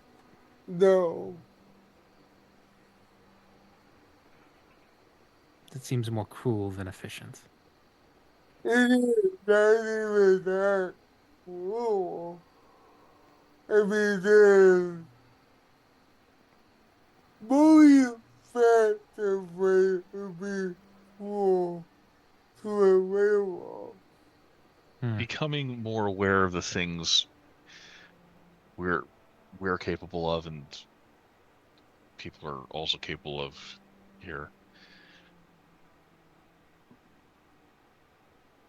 I'm not saying people can't be cruel. This entire world apparently has been founded on that. Um, could there be a utility? Not that I know of. I mean, at least not from my crazy Well, idea. I would hope that you wouldn't have a direct knowledge of using werewolf blood, but uh, Well, I mean, it listen, it there was some use. It's not one that I'm familiar with from my crazy.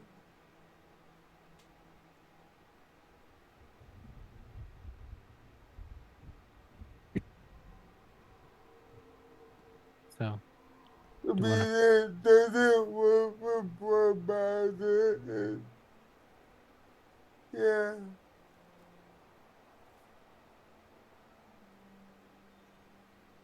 Well, do we want to try tracking them?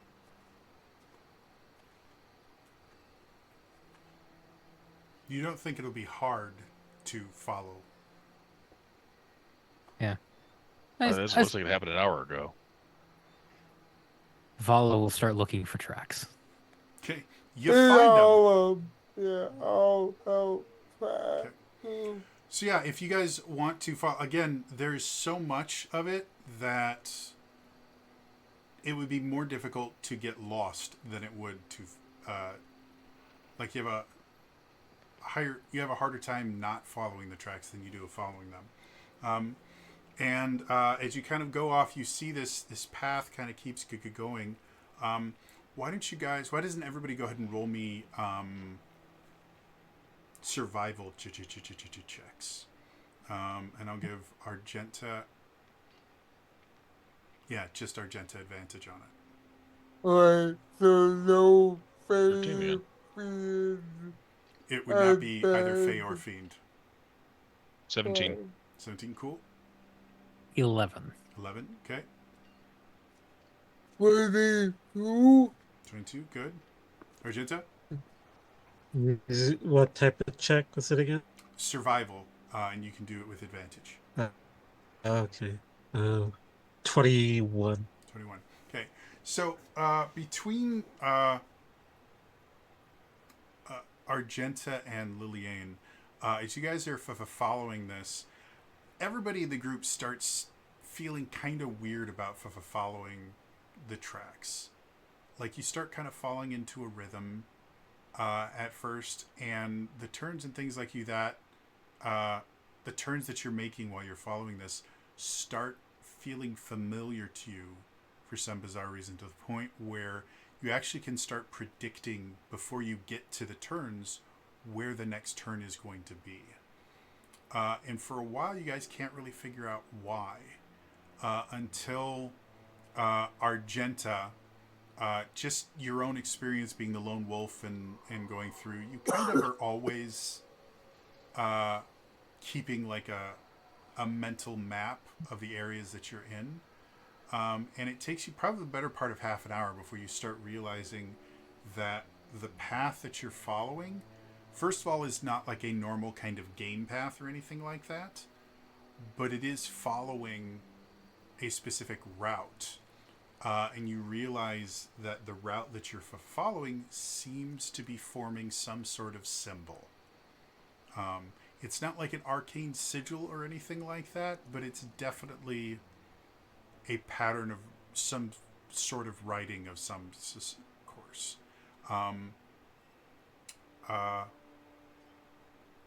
Liliane, as you're starting to realize that something's getting kind of fishy here too, you realize that Argenta seems to know something about it. As you guys start kind of conversing and comparing notes, she realizes that you guys are following some kind of very large pattern.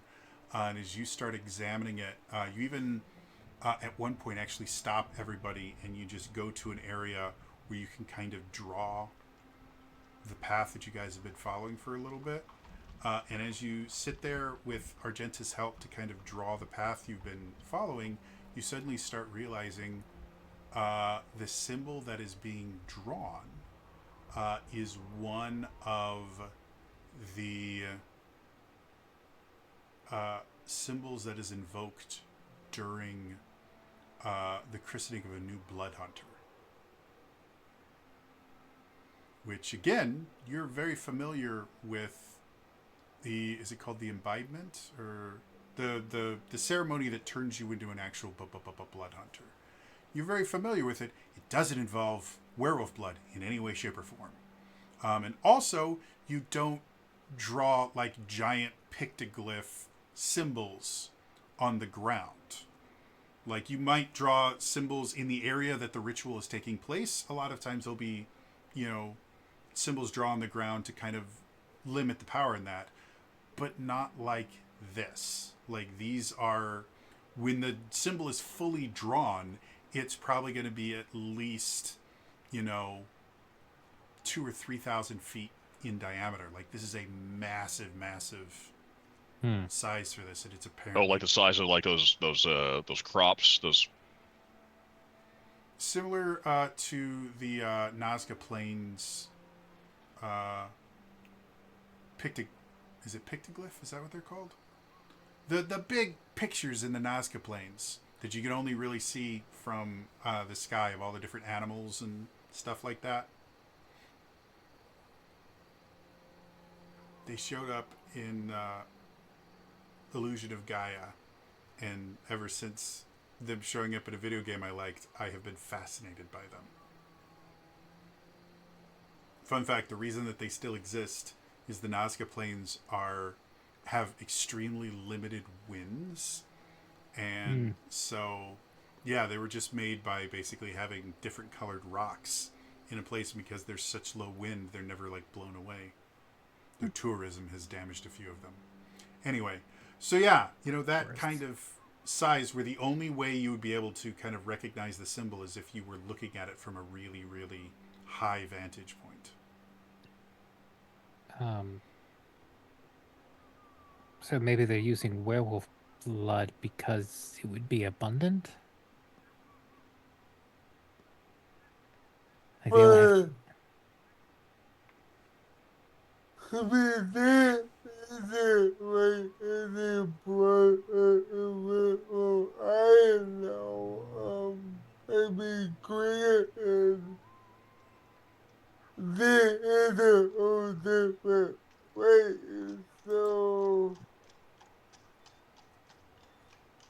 maybe some weird version of it or something. I will say. I'm not Go ahead. I will say. The thing that turns you into a blood hunter is called the Hunter's Bane, and it's a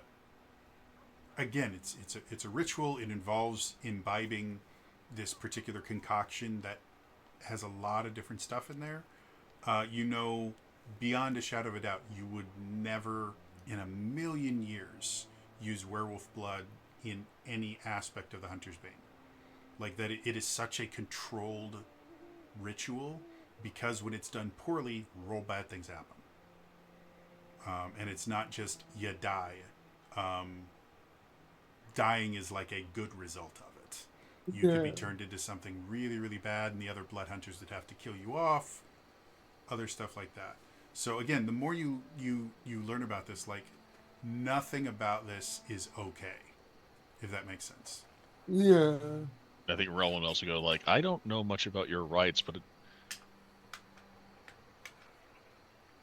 playing around with werewolf blood, I can't imagine. No. That's not safe. No.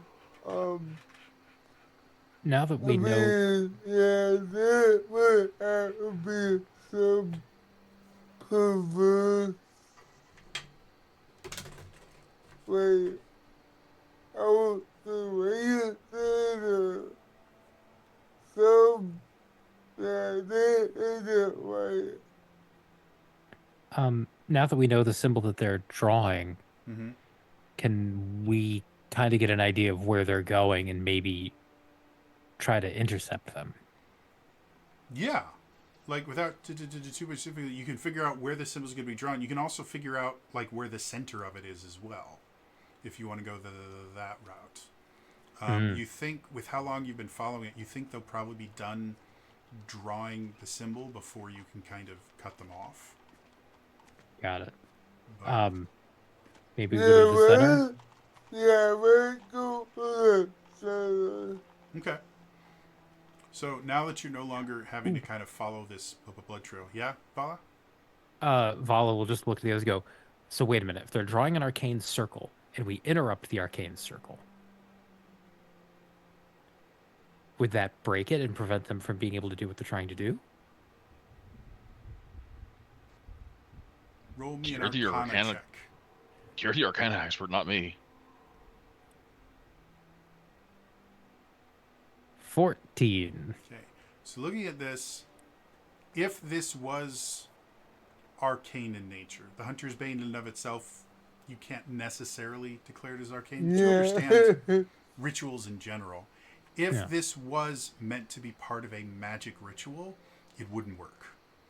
The lines are not precise enough to be able to invoke the correct arcane energies. It's broken in various places. Okay. Like there's like you could sit there and scrub it out and stuff like that. It wouldn't make it work any worse because there's no possible way this could work. Got it. Okay. Yeah, Rowan? Now, I was like in the context of the ritual perversion, possibly, or and the Arcana aspect. Does Rowan get any kind of a vibe that this is any kind of religious significance? Not really. Like looking at it, you know, again, some of the kind of perversions of the Dark Ladies. There were sects that had That's the only reason why I asked. Rowan has seen some real fucked up stuff. Yeah. There were sects that were not generally accepted, but you knew that they existed, that had preoccupations with blood rituals and the imbibing of blood of various creatures, including humans. This isn't one of them. Like, those sects would treat blood as holy, as divine. They wouldn't just spill it on the ground. Like, that would be sacrilegious to them. And the tracks and stuff that you're following, this blood, again, for like a use in blood magic, it can't be used in that. It's been contaminated by the ground and all these other things. So if this was an attempt to use, you know, invoke some kind of religious symbol, it's being done extremely poorly to the point that you don't know a single practitioner that would accept this as okay. Does that make sense?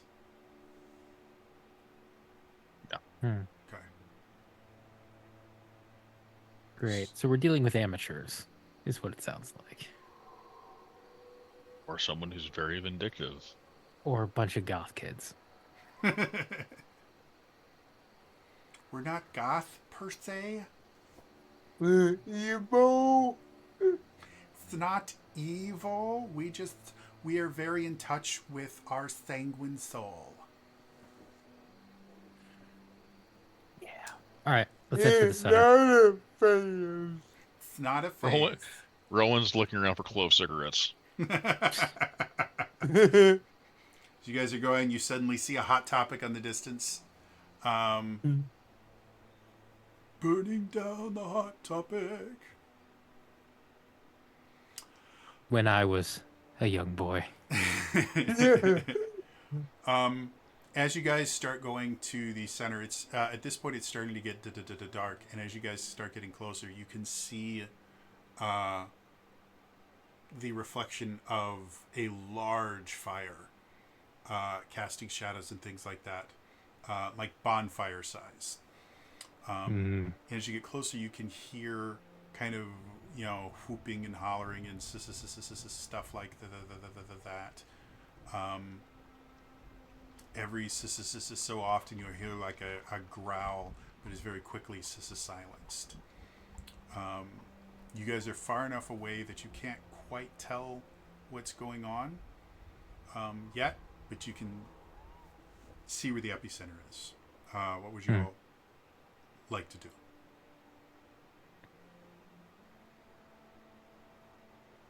As far as you can tell, they're not aware of your presence yet either.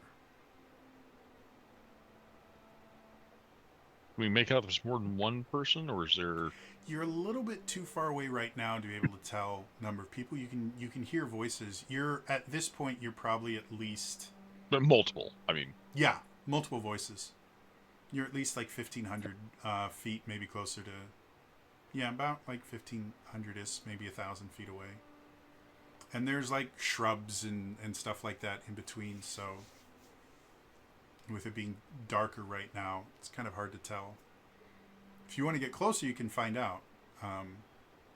It's all up to you guys. So I can try sneaking up and getting a little Absolutely. bit closer. Make me a stealth check. Checking with the party first. Oh, do you want Yeah, to I'll going? go with you. I mean, I'm very stealthy. Mm. Every time you go off on your own, things have not ended well for you. That's a risk I'm willing to take. an hour later, you guys are like, where the hell is Vala? You come over, and Vala is now the Beast King and rules over the Pride. I could try to distract them. I think I could do that very effectively for at least a minute. But I don't know why we would do that just quite yet. I have a new thing. I want to try it, but we'll hold on. We'll put that in the back pocket for right now. I say I sneak up there try to get a closer look to see what's going on, and then I can report back. Okay. So, Vala.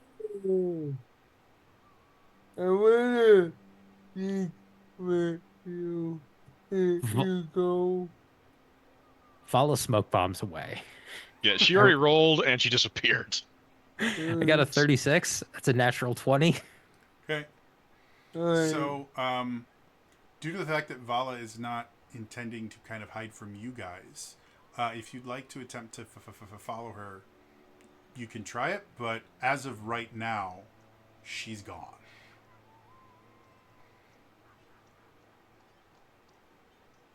It'd just be another stealth check from you.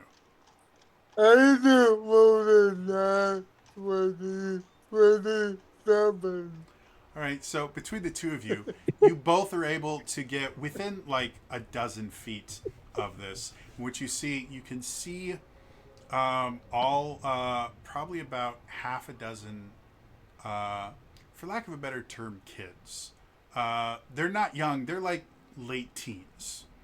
But you can see a bunch of bottles of various versions of alcohol everywhere. A lot of them are wearing animal skins that have been very, very poorly skinned. Like there's still bits of flesh and stuff on them that were not cleaned correctly. And like the fur and stuff is matted. You can see a cage where there is an unconscious body in it, and these teens are kind of like dancing around the fire and hooping and hollering.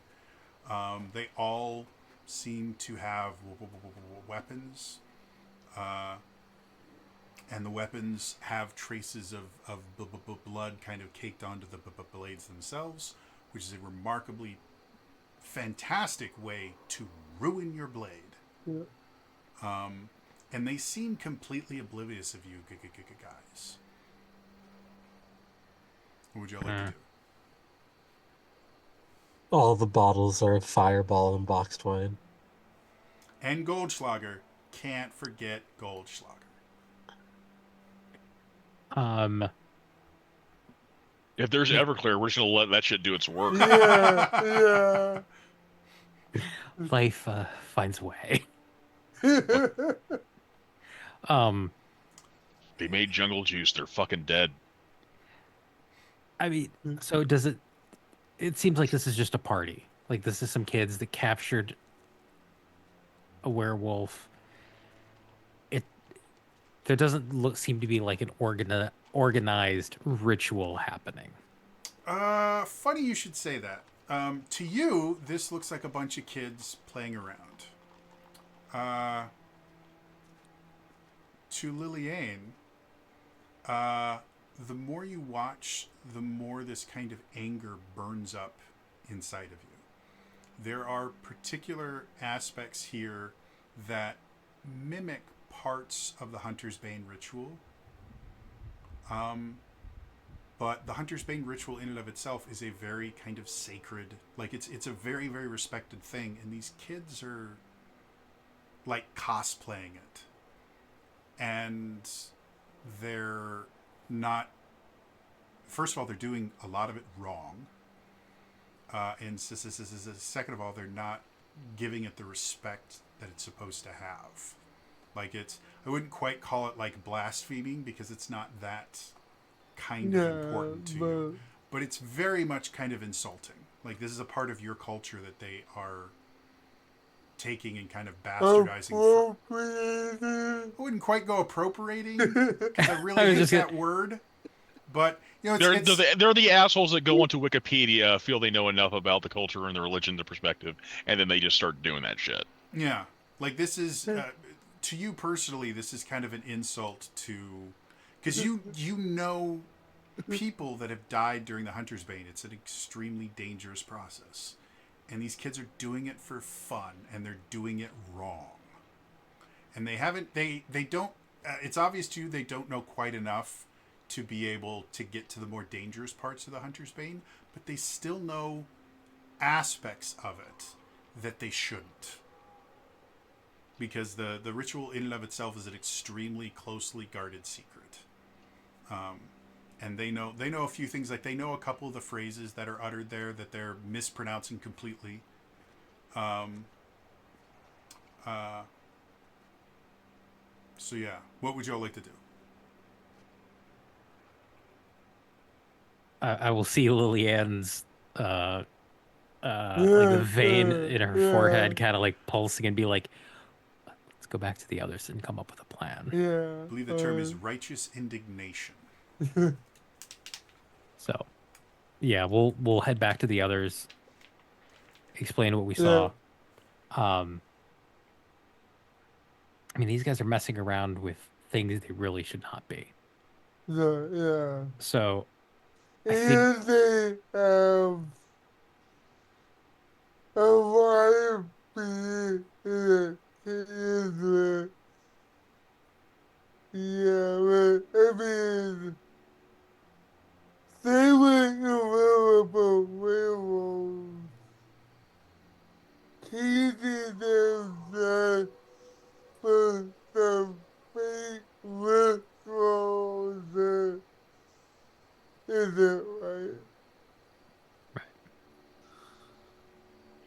So I think we could go in there. We could try to swoop the werewolf out and give it a proper disposal. Um, could try to I'm scare them. I'm I Ro- been, I can't even see them. But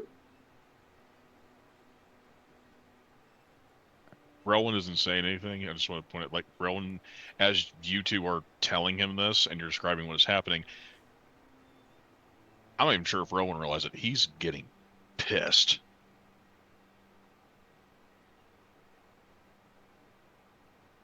I mean, what they're doing is disrespectful and dangerous. yeah, In other words that start with D. Dickish. Uh, Dumb. drunk with it all. distasteful. So many D's. Yeah.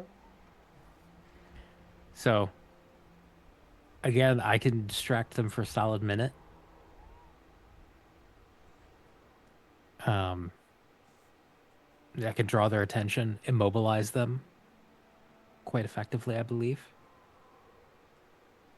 Dick Uh, Dangerfield's 20 dances to make a blood hunter in 5 minutes or less. I mean, my plan does involve a D word, so um,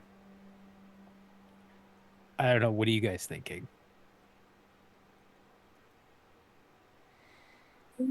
By the not but I also want to feel them.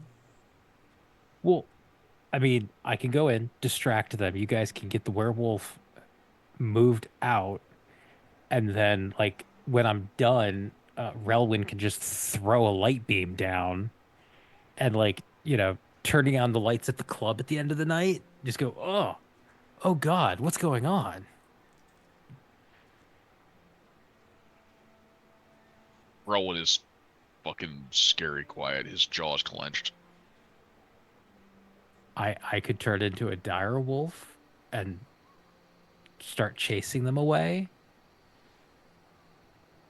I cannot myself. or we turn the lights on and we have to talk with You're, them. you're kind of you're treating them as if there are actual teenagers. They're drunk and they're able to hunt a werewolf without dying. Oh, they may have captured him and then got drunk. Yes, I know, but I'm just saying them being drunk is going to make them brave. That's Whoa. possible.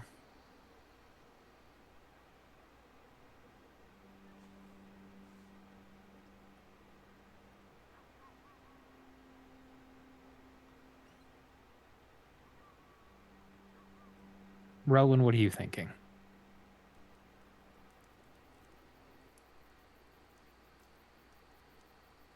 He's not saying a damn thing. I think you actually, if anything, you want to tap him to see if you want to bring him, like, get his attention. I You Thank you. I don't.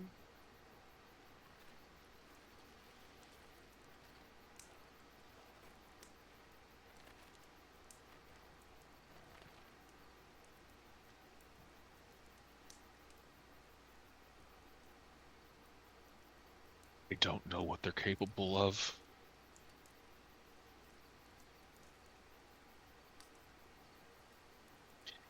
But what they are doing.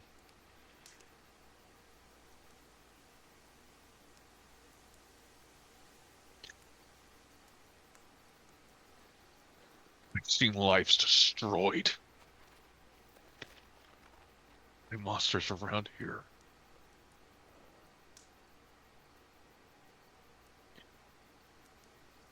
And they're playing around with this?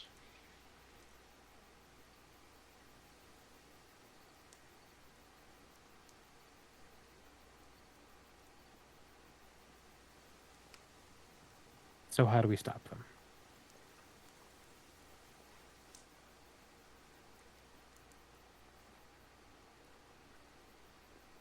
Same again. They might talk. We might have to kick their teeth in. Who knows?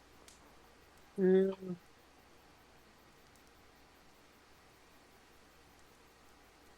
Roland is clutching his mace. And he is just fucking seething.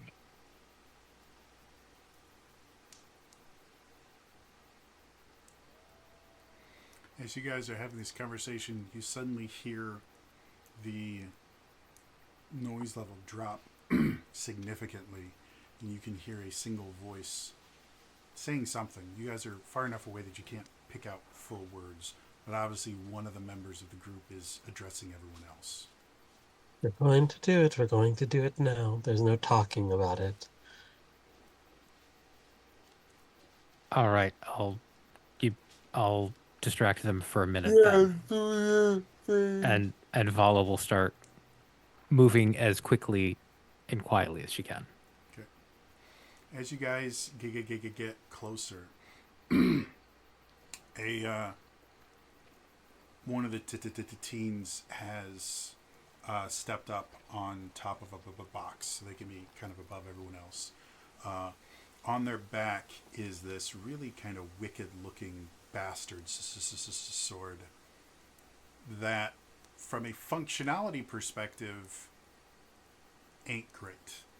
Like you know, like across the walkway from Hot Topic, there was always that like knife shop that would also sell like swords, like fantasy swords. That's what he's got strapped to his back right now. Vala, you would be able to notice. You do not understand. I know you've never seen Dropout and Dropout show.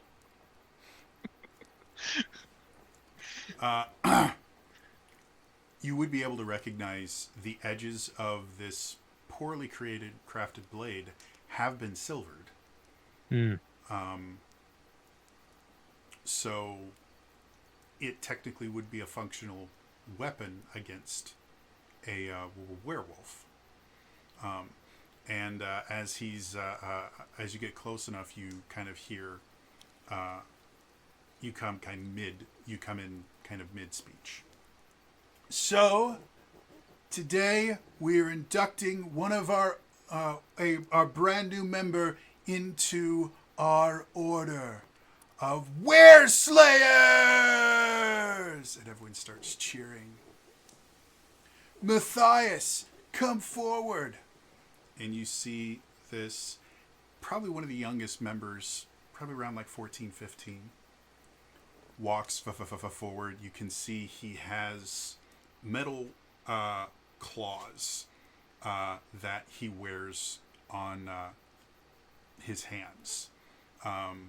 Again, if you know, you know.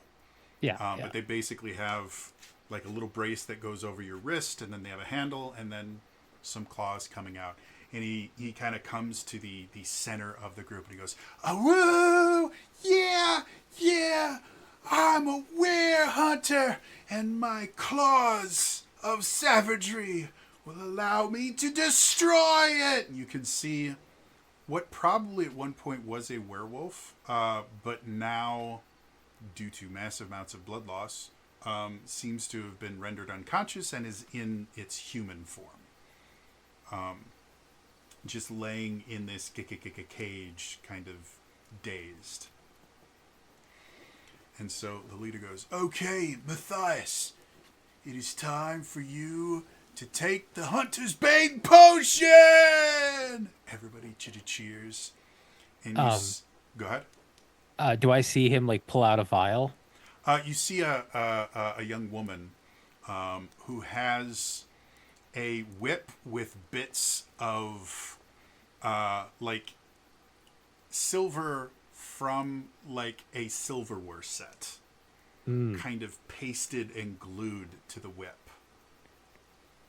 Okay. So like you could definitely see the tines of like a fork, and then like a steak knife, and then bits of butter knife are kind of attached to her whip. And she comes forward with this large metallic chalice that seems to be full of something that you can't identify, but even from where you are, you can smell the alcohol. At this point, Vala will take her newly purchased chains out Okay.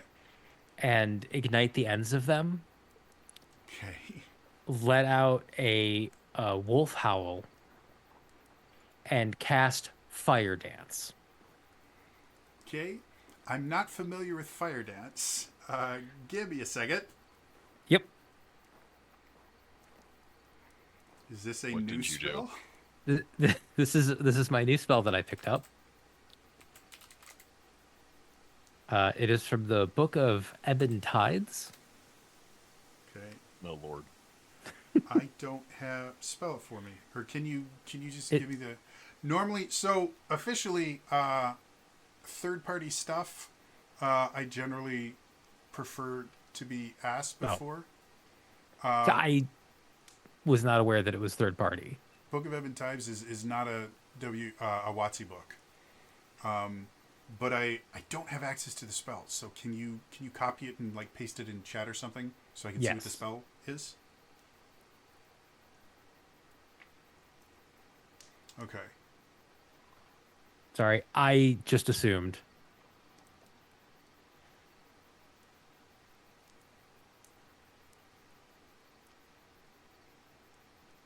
It is a very valid spell.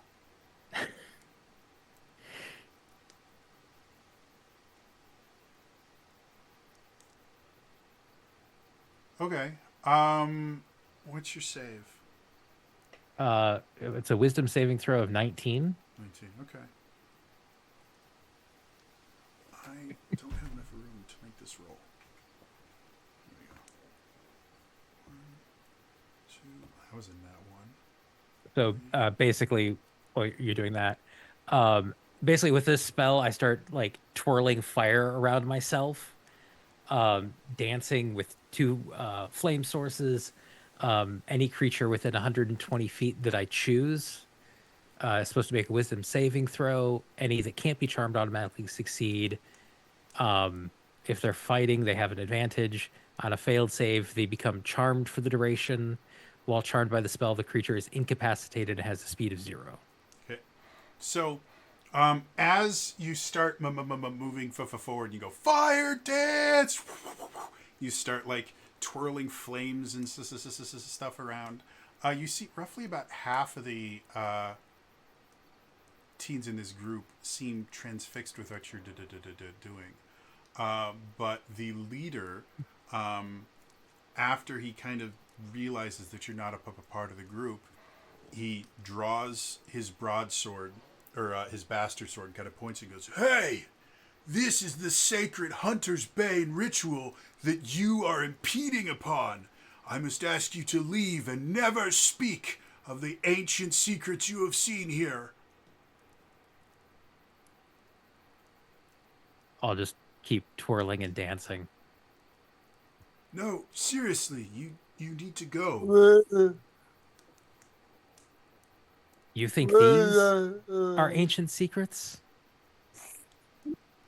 No, seriously, this is really dangerous, and like you could throw everything off. Like, if you don't go, I'm gonna have to like make you go, man. So like, just I get it. Like, it's really cool, and if you wanna like maybe next time we'll like hire you, but right now like this is really serious, and I need you to leave. Like, you're being a dick.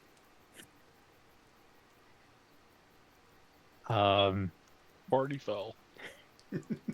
Fala continues to dance. What was it after the conversation? Mm-hmm. I'll get up and how far away would I be?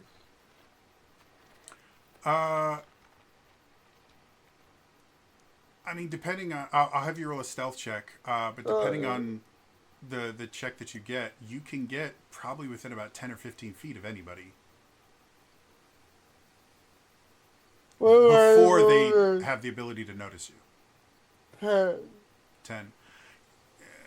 You can get within about 30 feet before you think you'll be noticed. Alright.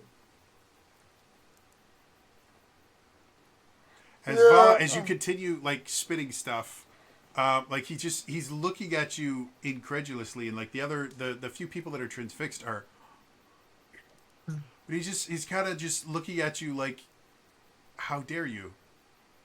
And he's got like, he's not pointing the bastard sword at you anymore. He's like, it's kind of like resting on the ground. And he's just like, and he goes to look to one of the other people that made their save, and he goes, what's going? And so finally, like, he sticks the sword in the ground. And he starts kind of wandering over, and he's just like, dude, stop. This is not cool. All right? This is really serious stuff, and you are, like, just, like, treating it like shit, and it's not cool. Just, I get it. You want to be a part of the group. We can talk about that later, but this is a really important, thing. We're inducting a new member into our hunter's order, and like you're killing the vibe, dude. Like, just stop. Well, Will is talking to Mama. Mm-hmm. Could I walk up to him and I'll be right. You have no idea what you're talking about, and I'll grab my sword again, and I'll actually ignite it with the flame blade. Okay. And be like, you are making this, you do not understand. So as he's sitting there going like, dude, quit being a dick, you suddenly hear from behind him, in a voice you haven't heard Liliane use before. Very kind of authoritative. The voice gets a little bit lower than her kind of regular timbre, and you hear her say, you have no idea what you're messing with. And suddenly there's this burst of light as she draws her blade, and it erupts into flame. And the first thing that you notice, Liliane, is when they're surprised, they change their mannerisms very, very quickly. The one that you're talking to doesn't have his weapon on him because he stuck it in the ground like a moron. But he instantly gets into a fighting stance. So you watch as he goes behind his back and pulls out a silvered throwing knife and kind of gets ready to throw it at you. The rest of the people that aren't currently to transfix all have their weapons trained on you. And they, as much as the stuff they've been doing here has been kind of dumb, the fighting stances that they're taking are not. Like, these people look like they know what they're doing in a fight. And it takes just a split second for the leader to kind of look at you, and he looks at the blade. He's like, holy shit, guys, you're a blood hunter. Guys, come here. And he kind of rushes towards you and immediately goes to kind of grab your hand to look at your sword that's on fire right now. I'll let you decide how you want to react to that. But I pull it away. oh man, this is amazing. That's an actual Crimson Right. Wow, man, that is just... Yeah, asshole, not the way that you're doing. Hey, we're on the same side here, man. Just because we don't have access to, like, the full Hunter's Bane doesn't mean that we're not blood hunters, man. I mean, look at what we did. He kind of points over to the slowly dying, currently human werewolf. We captured this ourselves, and, you know, we're going through the rites and everything. Like, the only difference between you and me is that you have a couple extra chemicals, you know, floating around in there. But we're devoted to the same cause. God, it's so great to meet like an OG blood hunter. It's been so long since we've been able to see, because you guys have been gone for a while. Oh man, guys, come over here. Matthias, come here. This, and he brings the guy over. This is our newest member. He has taken the name Matthias. And we would be honored if you would give him your blessing as a blood hunter for him to join the Order of the Were Slayers.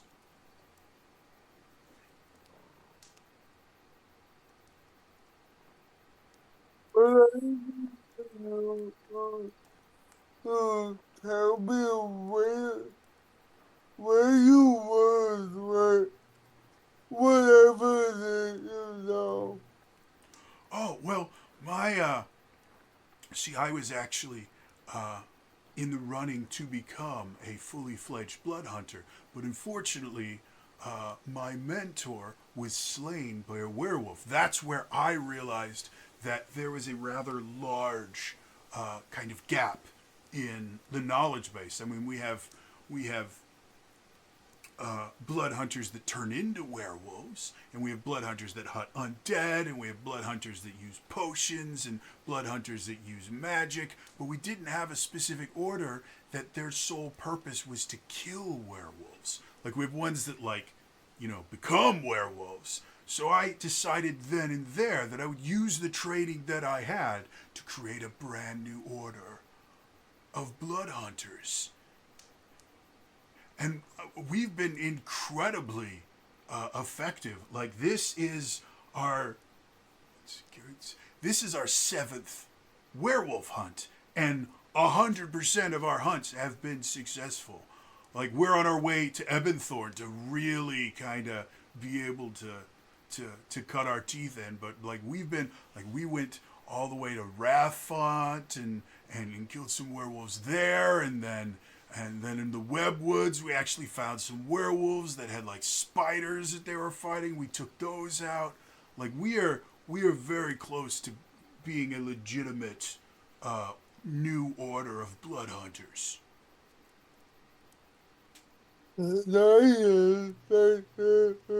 Sure. Go for it.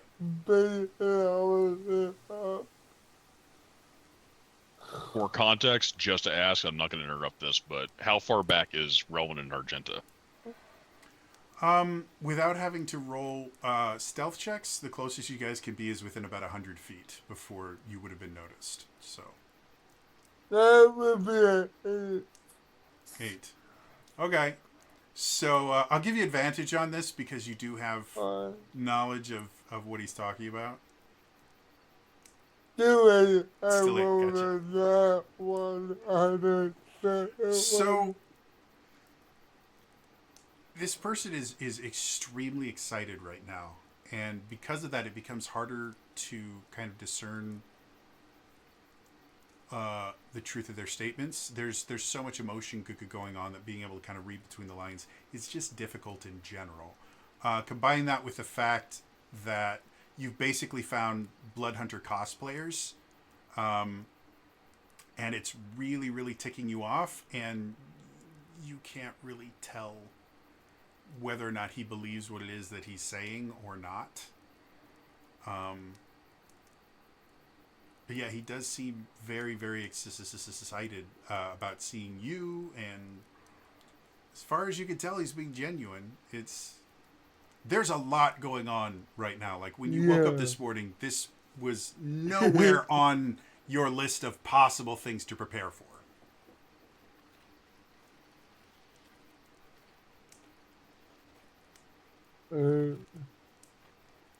Argenta just looks over at Rowan.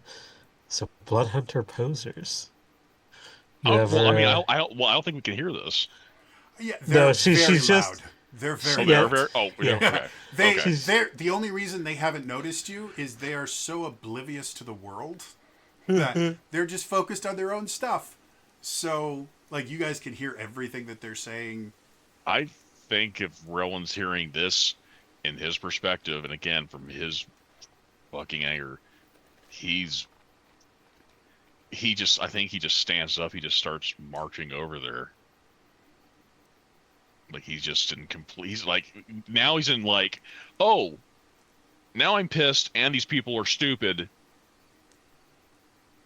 I think he's just marching over there. Okay.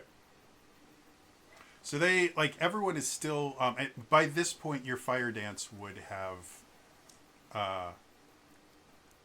subsided because it only lasts for a minute, right? I thought it lasted for a minute. Technically, it lasts for an hour. If you want to keep doing it, then yeah, you're still. I will let you decide when you want to end this charade. When Argenta's on her own, by the way, which she kind of is right now, she can stealth at a normal pace. Okay. So she's just going to kind of circle around to the other side of this camp to see what's up. Okay, go ahead and give me a stealth check.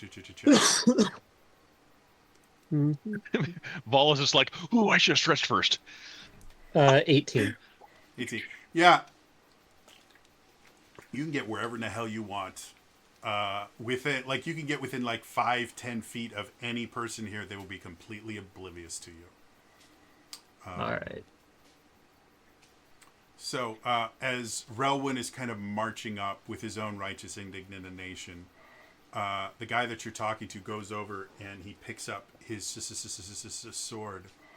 And he goes, "This is my Hunter's Bane weapon. I dubbed it Wolf Slaymaster." I think at this point, Vala will stop so that she could use prestidigitation to do electric guitar riffs after he says that. And she can no longer stop Flying herself. Stallions! Yep. This is Wolf Slaymaster.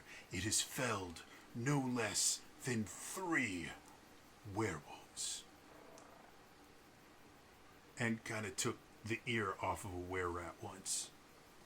That wasn't intentional because he was showing me how the sword worked, and then I swung it a little too fast, and it was small. There was a cleric there, he regrew it. It was fine. What is that timer that you were gonna have? Oh, What that's is this Messiah? yeah. His chosen name is Matthias. As we become blood hunters, we give up our previous identities, which you know for a fact is bullshit. Yeah. I'll be like, you understand?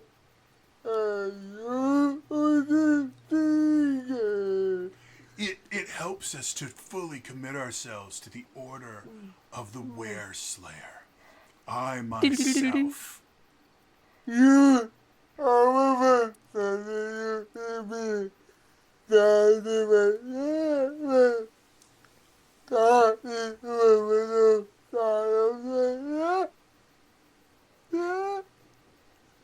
I am known as Kevin. I'm sorry, fuck that. Wait. Wait, his chosen name is Kevin? His chosen name is Kevin. You didn't let him finish. It's Kevin, the Were Slayer. Wait, I'm sorry. You chose the name Kevin? He kind of looks at you. He's like, "Yeah, it's a cool name." I mean, What would you? as somebody who had to choose their name as well, that's kind of basic. Listen, you've been like a dick this entire time. We were trying to do this Hunter's Bane ritual, and you came in, you did your fire dancing thing. You just totally killed the vibe. So I really don't care if you prefer my name. It is my chosen name. It is how I inhabit the presence of the blood hunters. So if you don't like it, that's fine. Maybe if you become a blood hunter someday, maybe you won't choose the name Kevin, all right? But it's the one that I chose because it represents me, all right? And I'm sorry, what's your name? I never got your name. He turns to Lillian.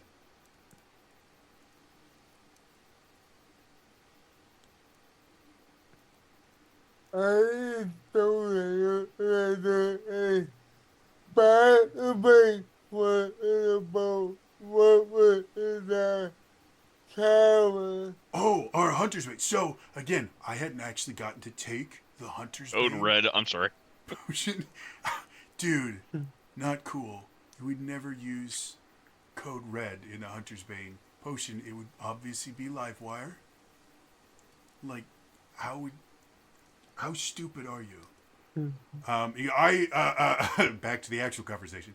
I never got a chance to take the Hunter's Bane potion, but I found some notes, and then I just I figured, what would work the best. I've taken this version of the Hunter's Bane potion, and look what it's done to me. And he kind of opens his arms. He starts kind of flexing, and he has a decent amount of muscle mass. Not something that you would be like, wow, this guy works out. More of, wow, this guy probably hasn't eaten in a little while and lives outside a lot. It's that pre-workout. Yeah. That's all the Hunter's Bane is. This motherfucker's been taking supplements. And so he Hey, brings Grandpa. he brings it over, and he goes, "There's a lot of stuff in here. Like we use the blood of the beast that we use to christen him, and there's and he lists off like 3 different versions of very high proof alcohol that I can't think of right now. And then there's some ginseng. Elverclear, Goldschlager. There's some It's- ginseng in there, and Oh, Jaeger. I can't remember that other thing that's in. It's like tourmaline or something like that. That's in every energy drink. It's Taurine. Yeah, Taurine. There we go. Taurine. it's a cup of coffee. Tourmaline's With- a rock. It's a cup of coffee with 5 shots of espresso and then 2 shots of Everclear. Yeah, they do have ground up coffee beans in there as well. It's like, so it's just, it infuses you with energy. You like It's the what real Slayer's Hunter's brain. Bane. it's pronto. It's got what Slayers crave, man. It's got what Slayers crave. God damn it, Jody. But what are electrolytes? It's what plants crave. But what do plants crave? Electrolytes. Do you understand the fucking conflict I have right now? Rowan has got a tortured fucking life, and this is the shit. God damn it. I will admit, this all came because when I asked you for even or odd, I rolled an odd. So Don't you fucking I dare didn't want blame this on something the bad to roll. happen. So I'm like, oh no, we'll have something good happen. And I'm just looking around the back of their camp since they're so fucking distracted by these 3. yeah, you can't see, like, you can get close enough to the werewolf. Like, they look like their skin is pale white because they've lost a lot of blood. And their breathing is really, really shallow. It takes a lot to get a werewolf to revert back to their human form without being dead. So I have a question because Rowan obviously, I feel he knows enough about werewolves, but again, I also don't know how it works in your world. Because on the one hand, where and how he started out, a cure would probably be a fictitious thing, but where he's at now is like, the stories, I don't know if Rowan's heard or probably would remove curse be a thing, or is there something else more involved here? A lot of it depends on how long someone's been infected with lycanthropy. If it's relatively soon, like before their first change, a remove curse is generally good enough to stop the first chain as far as your change, as far as you're aware. Though there is a little bit more to the ritual than just casting remove curse. Once they've experienced their first change, it starts becoming more complicated about how to remove the curse of lycanthropy. And if they've been doing it for years, it basically becomes a customized ritual. Like you literally have to customize it for the individual being. Could I tell how long this person's been a werewolf? Because I feel like Go ahead and make me. We'll call this medicine.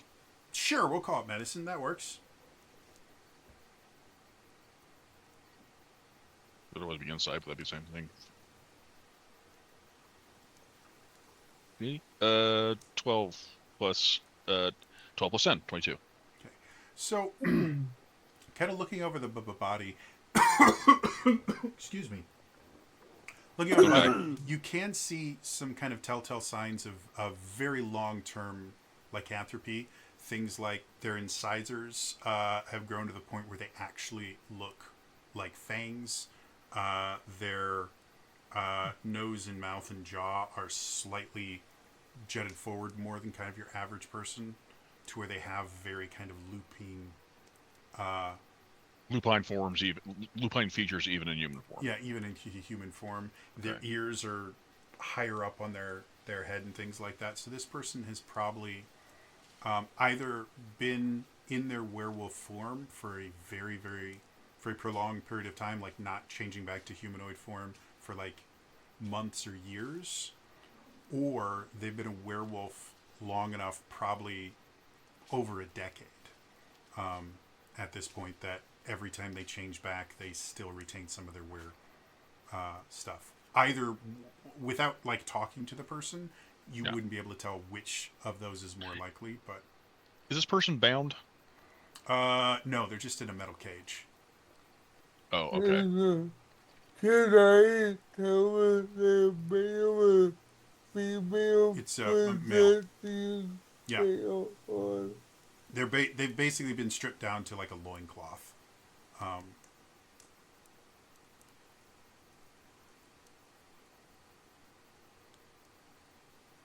So Kevin brings out Wolfslay. What was it? Wolfslay Master. And he goes, "I would be honored if you would bless my blade with a crimson rite." Which again, it's not how it works. Fall starts doing the math to see, like, could I create fire hot enough to melt it? I mean, heat metal. Do you have heat metal? I don't have heat metal. Thank God. Can I start in a feel like a quality? Yeah, go ahead and make me a let you choose between insight and perception.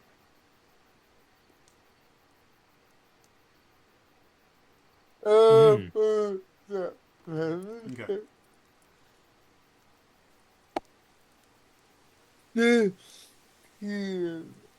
So looking at the blade itself, the blade is, as far as you can tell, it's poorly balanced, very front heavy because of all the kind of swirls and stuff like in there. It has a fuller carved into it, which would normally help with the balance, but the fuller is entirely decorative. Like it's not deep enough or long enough to actually affect the balance in a meaningful way. There's some skeletonized pieces in it where there's literally like holes cut into the blade because they look aesthetically pleasing. And you can tell that the handle itself uses a through tang, which is not technically full tang is generally going to be your strongest tang and create the strongest handle, because it means that the tang goes through the entirety of the handle. A through tang is kind of like second place and allows you to do some more interesting things with the handle work itself.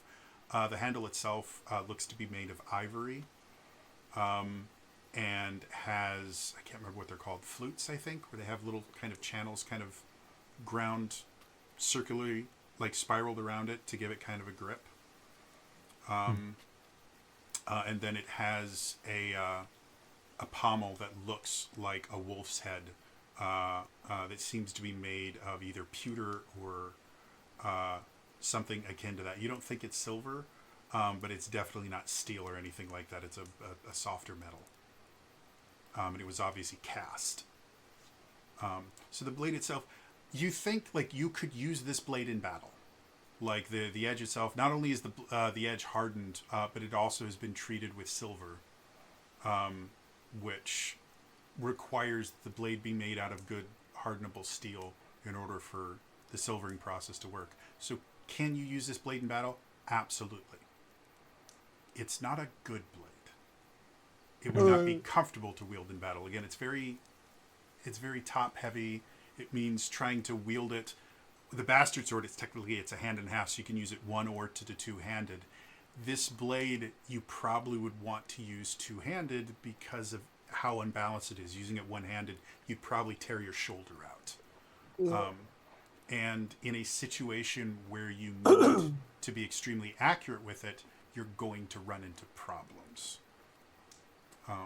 So yeah, like I said, it's not that it's a fake sword or anything like that. It's just not a good sword. So it's not like fire sword. You don't think so? Again, it was designed for look more than functionality, which is great for a wall hanger. It's not great for a battle piece. Yeah. So you think like if it was to go like if you were to go toe to toe that blade versus your blade, you could probably destroy that blade. But beyond that, like I said, it obviously has been used to kill werewolves. And you can see there's dried blood and stuff like that on it, which has caused bits of oxidation, which weakens the blade a bit, which is why when you use your blood right, the blood evaporates when it turns into whatever energy, and you clean your blade when you are done. Yeah. This guy doesn't seem to quite understand that. So you can see little bits of blood and kind of in like the fuller, there's little bits of blood, and in a few of the skeletonized places, there's little kind of cake bits of blood, and you can see some oxidation there. Not a ton, not enough that you think that the structural integrity is destroyed for it, but it's definitely not. This is not a blade you would want to take into battle with you. So he's just sitting there kind of holding it out for your blessing. How long did you say you were put in before but it was killed? Well, I was an apprentice. You know, I really feel like I've been an apprentice my entire life because I've been like studying, like since I was very, very young. I've been studying the blood hunter arts and everything. So I would say like at least like 8 or 10 years. But as far as when I was actually with my master, like 6 weeks. Oh. You know, before that, I was a self-taught blood hunter, and I found quite a few. You know, there's a lot of texts that you can find if you know where to look. So I had already mastered. In like. I mean, I got from the house. I found like a book when I was very young that kind of explained the art of blood hunting, and I used it to learn most of the basics. Like most apprentices when they, you know, first get their master, like they know next to nothing. Like they have to be taught how to hold a sword. Another thing that's complete bullshit. Like generally by the time you get a master to start teaching you, you already, like before you get approached by blood hunters, you already have to kind of prove yourself that you know how to use a blade and things like that. So all the stuff that he's saying right now is complete bullshit. Yeah. So like the reason that I was at such an advanced level after only 6 weeks is because he didn't have to teach me the basics. I taught myself the basics. And he just really needed to kind of refine me a little bit. You know, I was thinking I was probably going to get my Hunter's Bane potion in the next couple weeks if he hadn't gotten killed. Obviously, it didn't see you out take you of your weapons. I see you in the He kind of looks at you. Really clean that blade. Oh, I mean, for the Crimson Rite to work, like the blood has to like soak into the blade. Like that's how you make a hunter's blade. is it has to kind of soak in the blood of the creatures that you plan to destroy. Another complete bullshit. Yeah. Vala will just kind of. Kevin, can you excuse us for just one moment? He looks at, like, every time you speak up, he just gets more and more annoyed with you. And he kind of looks at you. He's like, I'm trying to have a conversation with the Blood Hunter, okay? We could deal with you later. Do you know this guy? How many werewolves have you killed? Like, on my own, or like as part of our order? Your order. We've killed at least like 7. I think actually Oh. we're at like 8 or 9 now. Because like we had a busy day today. Yeah. We've killed like 30, maybe? You lose count after the first 20. That includes the wolf spirit that was trying to take me over. Yeah, but like we're So, a new just- order, so like, and just- there's just like, if you live in certain areas, you just have access to more. Like, we've killed every single werewolf we found. You know, have you Yeah. ever seen a werewolf? Has a werewolf ever walked away from you? Because they've never No. walked away from us.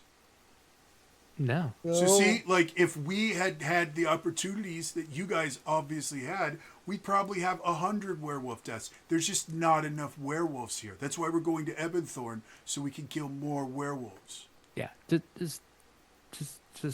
Just a moment. I'll take Liliette off to the side, just be like, so, here's the question. Knowing how amateur these guys are, do we think there's potential? I.e., should we connect them with actual blood hunters so that they might be trained to become actual blood hunters? Or do we try to send them packing?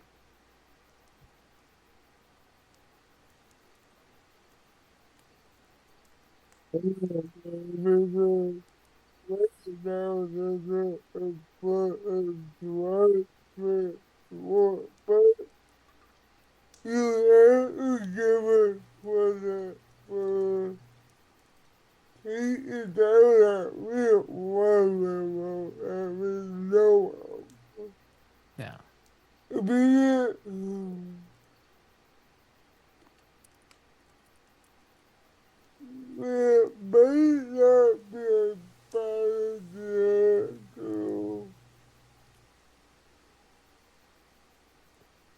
I mean, worst case, it could maybe help direct some of their energy. Yeah.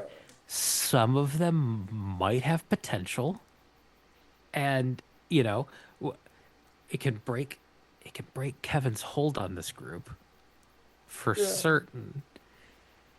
And Some of you may die, but that is a sacrifice I'm willing to make. Yeah, I mean, no, I'm just saying, like, if we direct them towards the actual blood hunters and the blood hunters start training some of them, I'm assuming the blood hunters, like, will go, okay, yeah, no, we can keep, yeah, no, you guys, yeah, we're gonna give you guys the fluffy swords. And, you can be a pig. I mean, it gives them a chance versus how they're going now. They're just gonna blunder into death. Yeah. Basically, the real blood hunters go, hey, buddy, you know what? We're going to make you a junior blood hunter, and you get a nifty little pin. That means you don't hunt anything. You're going to be the head of the Blood Hunter fan club, which is really important. He's the blood hunter water boy. Well, unfortunately, I've lost track of the time a little bit. It is very, very late. Oh, So- yeah, wow. Yeah. That is where we're going to end it for tonight. As always, if you missed any of this, I do upload all these to my YouTube channels, youtube.com/TrainerJody. You can watch the entire series there. You can watch my other series, Traversing the Veil. And I do other stuff on there as well. So Anyway, it's going to be all for me today. I will see you guys next time. All right? Bye-bye.